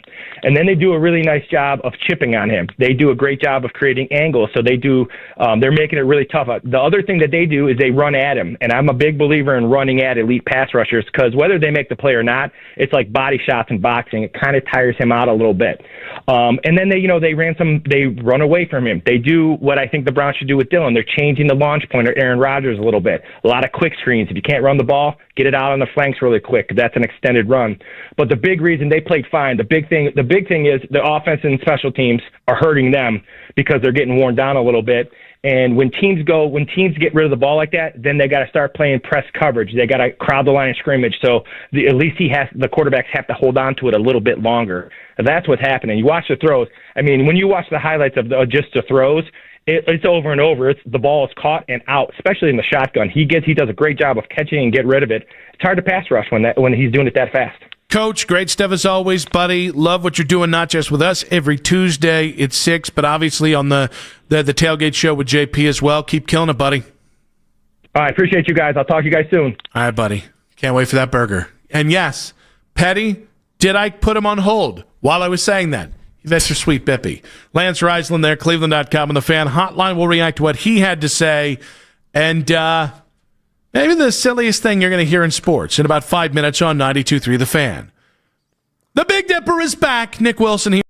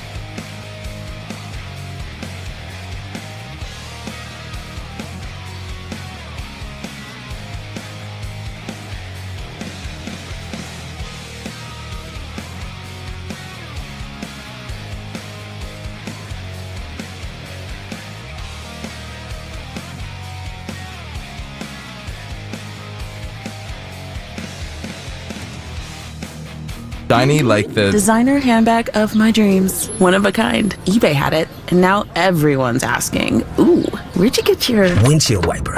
eBay has all the parts that fit my car. No more annoying, just beautiful.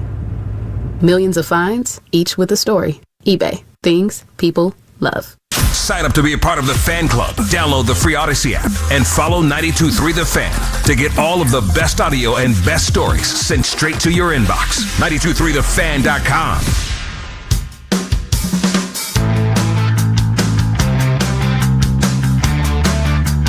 In case you missed it, coming up in just about 20 minutes here, Nick and Jonathan back on Afternoon Drive. Are you a believer in paranormal things here, JP? Not necessarily, no. Like, would I ever go to like a haunted house thinking that it's actually haunted and then convinced? Is that what you're getting at? Yeah, something actually pretty much right around that line. No, never really been my jam. I love that people get really into it. I think that's always cool. But I'm never like Ghost Hunters. Yeah, that show never really did it for me. So I definitely believe in there are things that we don't understand and things that happen out there, and as a religious person, I do believe in an afterlife and all that kind of stuff. And I do believe that the soul is independent from the body, that kind of stuff. But, like, in terms of, like you said, haunted houses, it's not that I don't believe. It's just like I don't think if there are ghosts, they're here to hurt us. I think that's very much a human way of thinking. Okay. I also think a lot of people just see things. That's also fair. You know? Yeah. I mean, it's okay. Okay, I don't know if you feel this way. You did a lot of drugs in the 70s, and now you see an old pirate, captain. I get it. I have observed, as I get older, that there aren't many people getting healthier as we get older. I'm not talking about physically. Oh, yeah. I'm talking about mental health. Oh, my gosh. Side of things. I do like a mental check every day to make sure that I haven't lost my marbles. It's a big fear of mine to be like 60 and then and I just have no awareness that I am in fact the person that has just gone out to lunch in their brain. Yeah, the best thing, you won't know. Well, you won't know, but that's why I'm constantly doing am I just losing it all of a sudden? I'm constantly doing that with myself. I'm constantly being like, I wish I was losing it because this is such a drag being around everyone else losing it while I'm just pretty locked into just what I would say is relatively mentally healthy as compared to like 10 years ago, right? How would you know? How would any of us know if we are in fact losing it? I could be the problem. Who knows? It might be. But I ask because Mookie Betts, and this has been a thing for a while, Mookie Betts refuses to stay at the team hotel in downtown Milwaukee. Yes. Because it's the Pfister Hotel is allegedly haunted. Pfister, I hardly know her. But now Teoscar Hernandez, who is saying he doesn't believe in ghosts, but his wife does, now they're not staying, and it's a growing list of Dodgers players who are seeking other accommodations because they don't want to stay at an allegedly haunted hotel. I can't hate them for this. If you think it's haunted and that's something you believe in, you have enough money, you have enough resources, go stay at the Ritz-Carlton. Like, I've been to Milwaukee enough to know there's only a couple hotels that are worth staying in. But like there's more than one. There's more than just the Pfister. You can find another hotel that'll be just as fine. So here's the thing. Like when Teoscar Hernandez was asked about things that, teammates had shared and wives had shared about this hotel. At the Pfister. Yeah. The Pfister. The lights, some of the rooms, the lights go on and off. Yeah, that's not something that humans could manipulate. The doors, there are noises, footsteps, things like that. I don't know. I'm not the guy that I'm going to say, oh yeah, I experienced that because I haven't. And I don't think I'm going to experience that, but that's what people say. I mean, they have enough money, and it's such an important series that if you're even contemplating whether or not the crack down the hall or the creak down the hall was in fact the crack down the hall, that's for different hotels in Milwaukee. The Pfister still fits it. But if you're going to question that at all, then okay, go stay at a different hotel. Not bothered by this in the slightest. I just think I need to see an apparition. If I see an apparition, then I'll be like, well, you can't fake that, right? Although even now, we got what's the thing that brought Tupac back? The hologram. The hologram. Even that. Tupac's still very well dead. It just. Well, no, what I mean is, nothing didn't bring him back. So there's just a lot that just happened. However, it didn't bring him back. But my point is, you could technically fake a ghost with a hologram. I don't think the Fister has that kind of money. No, but maybe Freddie Freeman does, That's actually, I will say, knowing baseball, knowing athletes in general, but especially baseball players, you can't tell me that this isn't just a giant rib by players on each other that's just gotten massively out of hand. We know Shohei's interpreter was up to a lot of shenanigans. Maybe this is also one of his shenanigans back when he was around the team. Two things were bilking his client for millions of dollars. Excessive so gambling debt. Yes. And then also making ghost noises in another room. Getting into hijinks, yeah. I just feel like, I don't know, man. I don't want to say I don't think. Because I haven't experienced, I've never had a haunted experience. I was going to ask you if you've come anywhere close to having such an experience. I remember at my Nigmama's house, which then became my Uncle Mike's house. I remember there being we were all having a sleepover, all the cousins and everything, and there's 9 of us, and I think we just talked ourselves into. But I remember seeing a shape at the end of the hallway. In fairness, there's a giant mirror at the end of the hallway, and I was 5. Yeah. So I'm going to go ahead and say not the most realistic thing in the world. No, I'm a believer. So my dad, since he passed so many years ago, every night he's in my dreams. Yeah. Every single night. There's not been a night that's gone by since he passed away that he has not been in my dreams. He pops up in funny ways, but I've not had a single night where he has not popped up in my dreams in some fashion. And I find it comforting. I like it, but maybe it's desensitized me to even thinking if the ghost of my dad popped up into my room, I'd be like, okay, I see you every night. No, I'd be excited. I'd be very non-bothered by it. Even if it was another ghost, I'd just be like, hit the bricks. Casper, why is it all these ghosts though? They're always old-timey ghosts. Yeah. Why not like a ghost from 3 years back? Yeah. Why is it not just a hip and modern ghost that looks like Jax? Hey, I was a ghost. I was wearing here. Travis Scott shoes. I was here 3 years ago, and I died in this room.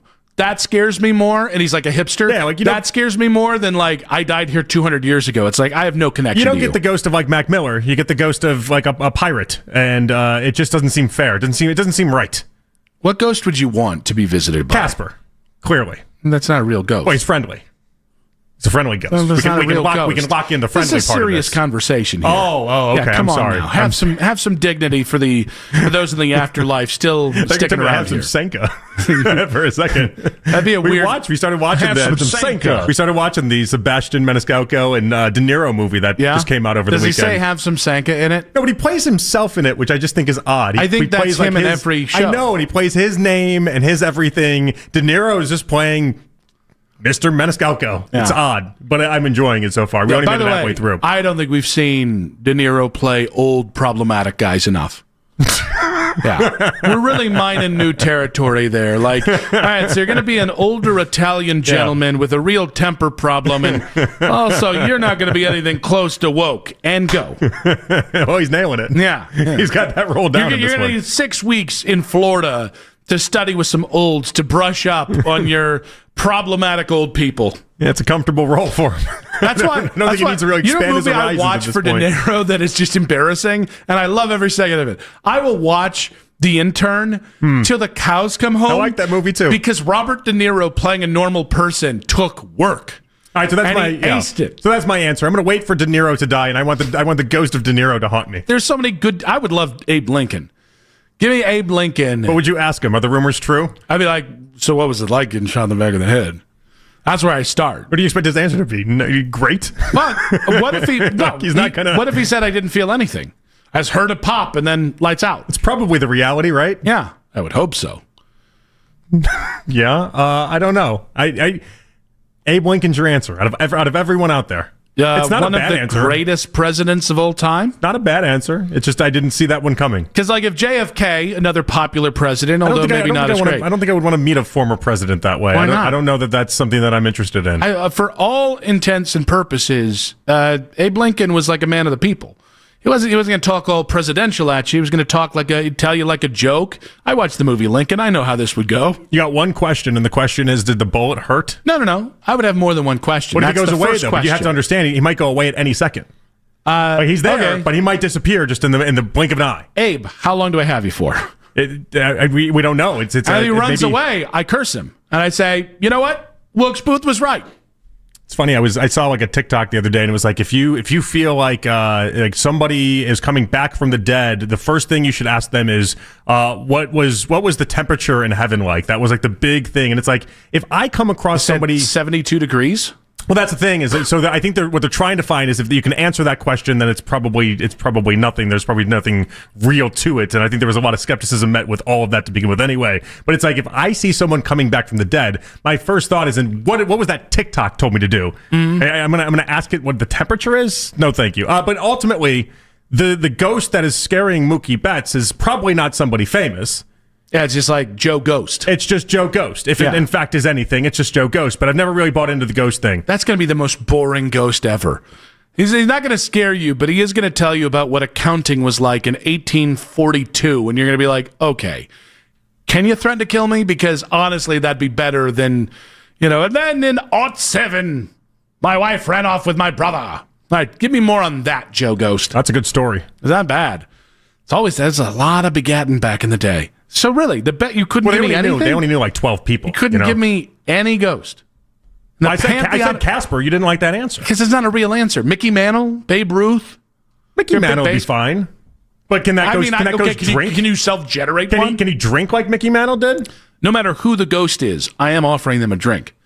But it's a ghost. It's not going anywhere. What do you mean? Well, I mean, the ghost doesn't have a body. The drink is not going anywhere. Yeah. What is he? How I'm is he Midwest drinking? Nice, Jonathan. You offer him a drink to just have it, just hold it. What if you can just sniff it? This is what being an alcoholic I don't used know to if they feel have like. olfactory senses. They're Mickey. Well, no, I wouldn't offer Mickey Mantle. No. But now I said Mickey, and now I'm thinking about can I get Walt Disney's frozen head to come and visit me? No, you wouldn't. He was problematic. Maybe I'll get Ted Williams' frozen head. I'll just get anyone that had their head frozen. I'll just get them to come back. Is if you got Walt Disney and that just triggered him. He's talking about all the things that have happened in the world that you just know he wouldn't like. Now that'd be funny. That's the problem with all these. You want to know some people that have been to your park there, buddy? A lot of the historical figures that we're mentioning, I just probably wouldn't jive with anyway, and they probably wouldn't jive with me and how we currently are. Okay. So does that mean if your great-great-grandfather came back, you'd be like, I'm sorry, P-Pop, you were a little problematic, so I can't talk to you? I don't know my great-great-grandfather. Yet? Yeah. He's going to come back. But he came back, and the first thing he said was wildly problematic. Be like, I can't be here, P-Pop. I'm sorry. What, you think I'm going to teach him? I want to have him change his ways? That's not happening. Well, no, but the point is, P-Pop's just going to stay. He's going to stay problematic. There's no changing his mind. I understand. I think the point is, does every ghost that visits you have to be politically correct in the world of 2025? None of them are going to be. That's none of them are going to be. I bet you we could find one. I just don't know. Well, that's the one that looks like Jack's coming back. One of the guys that was really ahead of the curve, maybe something like that. I don't know, man. Is what I was looking for. But no, I don't think I'm ever going to stay at a hotel where I'm concerned about that. That's not something I really think about often. Meaning, like, if you heard about it, you're out? Not out. No. Oh. I would just stay, and it just would be what it was. I don't hate that Mookie Betts wants to get out of the way. If it bothers you, it bothers you. You make enough money. Chicken bleep. Really? I think it's chicken bleep. You're a grown man. Come on. Has he even? I think he has stayed in it. Actually, in fairness, I think he has stayed in it before, and it just made him uncomfortable. And yet, you're an adult. He's got so much money. There shouldn't be anything in the world that makes him uncomfortable that he can't fix. Which makes it even dumber that he would splurge in an Airbnb 5 miles away. He can fix anything that makes him feel uncomfortable in any sort of way. He can just throw money at. So in this instance, I don't hate him for throwing money at it. Maybe see a shrink and see why you can't handle a hotel with some lights flickering on and off. Listen, we both agree it's not a great look for Mookie. It's not a great look. Choked up thinking about P-Pop. Yeah. I miss poor P-Pop. That problematic SOB. Am I right, guys? He's from a different time. I missed that problematic SOB. And a different plane of existence as well. You didn't know P-Pop like I knew P-Pop. I'm sure. You did know him, but you knew him better than I did. Well, yeah. What a great guy. Sometimes. Other than the obvious. Except for when he wasn't. I mean, that was just when he wasn't. Oh, boy, he wasn't. Different time. It was a different time. Classic P-Pop. Would you guys stay in a hotel that was haunted? Or would you do what Mookie Betts does, which I think is be out? Let's go with In Case You Missed It in 5 minutes on 92.3 The Fan. Hey, guys.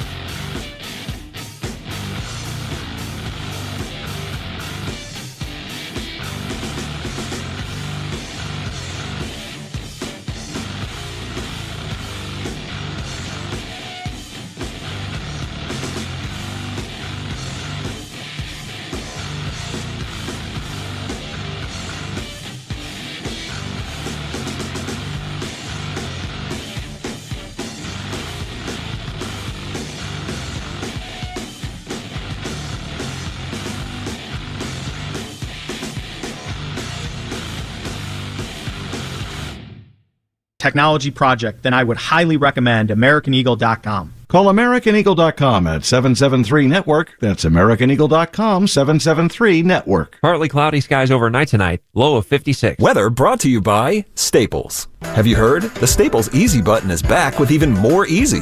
Press it for custom prints, shipping services, even passport photos. Staples.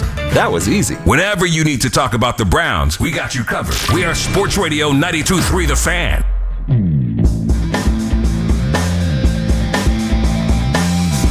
Final segment of today's show. I want to say a big thanks to our guest today, John Fanta at 420. Crushed it. Passionate about the Browns at 1-5 and the fact he's going to owe me a burger here shortly. Also, Albert Breer at 520. Great stuff, strong stuff on Shador and the situation for Kevin Stfansky and Andrew Berry. Also gave us some insight on Mike Tom's comments on Andrew Berry and trading Joe Flacco within the division. Great stuff there. And then Lance Risland, 6 o'clock. Of course, all three of those guests are our Tuesday guests every single week. Coach did a great job breaking down what's fixable on offense, maybe where Stfansky got it wrong on Sunday. Really great stuff from our guests. Why did Katie also say Casper the Friendly Ghost? I don't know. It just felt like if we're going to go with known ghosts, Casper's the immediate thought, right? It's a fictional ghost. I feel like we're just not taking the assignment. We already established that we don't believe in ghosts to begin with anyway. So like but there's an if. Well, no, but like the fictional side of it doesn't really matter. If I don't believe the ghost is going to come, then it could be Casper. It could be anybody. Maybe just a ghost named Casper. I don't know, who's also just happens to be friendly. Could be on the table. Wait till you get Casper the D. Good luck with that. That would actually be really funny if you're like, oh, you're the Casper! friendly ghost. And he's like, and he just smacks the crap out of you. Chain smoking and just cursing at us. He's like that guy. I thought you were supposed to be friendly. Every day during the summer and, when weather's fine, there's a guy who sits out there out in front of the station. He's a guy that I think works in one of our buildings. And he smokes, chain smokes. Not just chain smokes. He chain smokes while drinking like 3 energy drinks at once. Yeah, we feel for him every time we see him. I honestly think he's got it figured out. Well, something's happening in his life. Oh, no, it's definitely a cry for help, but also he's dealing with it. You know what I mean? He's just stuffing all that mush down with nicotine and something that might make his heart explode with like 3 or 4 of them. I'm trying to figure out the most famous of fictional ghosts: the Flying Dutchman, the Headless Horseman. They put Abe Lincoln in this list, by the way. They just threw him in there. Thank you. Like George Washington, not getting around a lot of those conversations, right, George? Jefferson. Oof. So why is it always Lincoln? Why is Lincoln the one that always appears to just come back for people? Probably, I think he's got a pretty big part in the American psyche. The first American president assassinated, his role in the Civil War. It's kind of one of the first moments that it's like, if Lincoln survives, reconciliation looks different. That's really like the first national tragedy, and I think it's something everyone's guaranteed to learn in history class as well. He's also tall. He is tall. Very Daniel Day-Lewis played him. Yeah. Do you wish they would have showed the assassination in the movie Lincoln? I don't know how you make that movie and don't. I was going to say the same thing. Oh, he forgot his gloves. I'll get him later. No, he won't. So in grade school, that was like the big 7th, 8th grade trip that we took. Yeah. Was the one, grade and gade, all of it. For someone that can't say apostrophe, you're really laughing hard over there. Really laughing hard over there for someone that also can't speak today. It's totally fair. I accept it. I let it go. I accept it. I did let it. Daryl tweeted about it, but I let it go. Yeah. What else did you do? Oh, you also asked Coach Riz the same question I asked like 3 questions prior. I would call that a Dustin around here. I know. I was like, you know what? It's all right. It's okay. Which one was it? The one about Stfansky going away from the run. I like his answer to my question better. You could tell. You could tell in that moment. I don't think he'd ever had that moment happen before, where the interviewer had asked the same question twice, and so he was on the spot trying to come up with something different. Just paying homage to my former partner. That's all. So the 7th, 8th grade though. That was our like 7th, 8th grade trip. Was you went to Lincoln's house? You went like 2 hours away from where we went to, from school in Chicago, and you went and saw Lincoln's house, and they had everything, the whole place all built up and everything. Could not have been more of a snooze fest. It was just so boring, and they always made it out to be this big grandiose thing because they cared about it in Illinois, and it's so incredibly boring. Yeah, there's a lot of that. There's a lot of just history in general of and this is where Ulysses S. Grant once ate dinner. Cool. Let's get to In Case You Missed It. That's the outhouse that Lincoln used. It's like, oh, great. If you look hard, fantastic. You can kind of see the outline of some fossilized. Mel Kiper came out with his 2026 NFL Draft Big Board rankings today. Do you know who's at the top of that list? Is it Dante Moore? It is Dante Moore, number 1 overall. Fernando Mendoza going 3rd overall. Ty Simpson 16th. Lenore Sellers 21st. So the little engine that could, Dante Moore. He's not tiny. He's a big engine. He's like 6'3". Yeah. He doesn't weigh a lot though. No. He's not a very thick guy in any sort of measurement. In fact, I'd say put on some weight, Dante Moore. Me too. Been saying that for a while. It's just not my day, guys. Ever since 340, I have been, and damn it, Jake brought it in the break, reminding me of what a bleep show 340 ended up being, which has only caused me to go back to breaking at every little thing that was said today. Pox on all of you, except you, JP. So Dante Moore, number 1 overall. A waiver wire pickup in the quarterback Deadpool is number 1 overall, according to Mel Kiper, and we are entering closer and closer into draft territory. You and Mac go out of your way. What a come to up. reference your quarterback big boards, or your Deadpools. Yeah. Because you guys have lost every single week until last week. Did Mac win it? I think it was really close, but I think he won it. Yeah. I didn't know. I didn't check and see who finished ahead of it. So Mac won it last week. Although if Mac really had won it, he would have sent it to me. I won week 1, by the way. Well, we're at the record show, and I have not won since. Yeah, not even close. Come close to maybe now. Big thanks to Jax Gregory on the board. Yes. Big thanks to Jake Murrin. Big thanks to Katie Pollock on the 2020s. JP, it was definitely a lively show today. It was. And in many ways, some people wish it wasn't. But we had fun. We'll do it tomorrow. Yeah, we will do it tomorrow, guys. We'll see you tomorrow on a hump day, 2 o'clock, right here on 92.3 The Fan. See you then.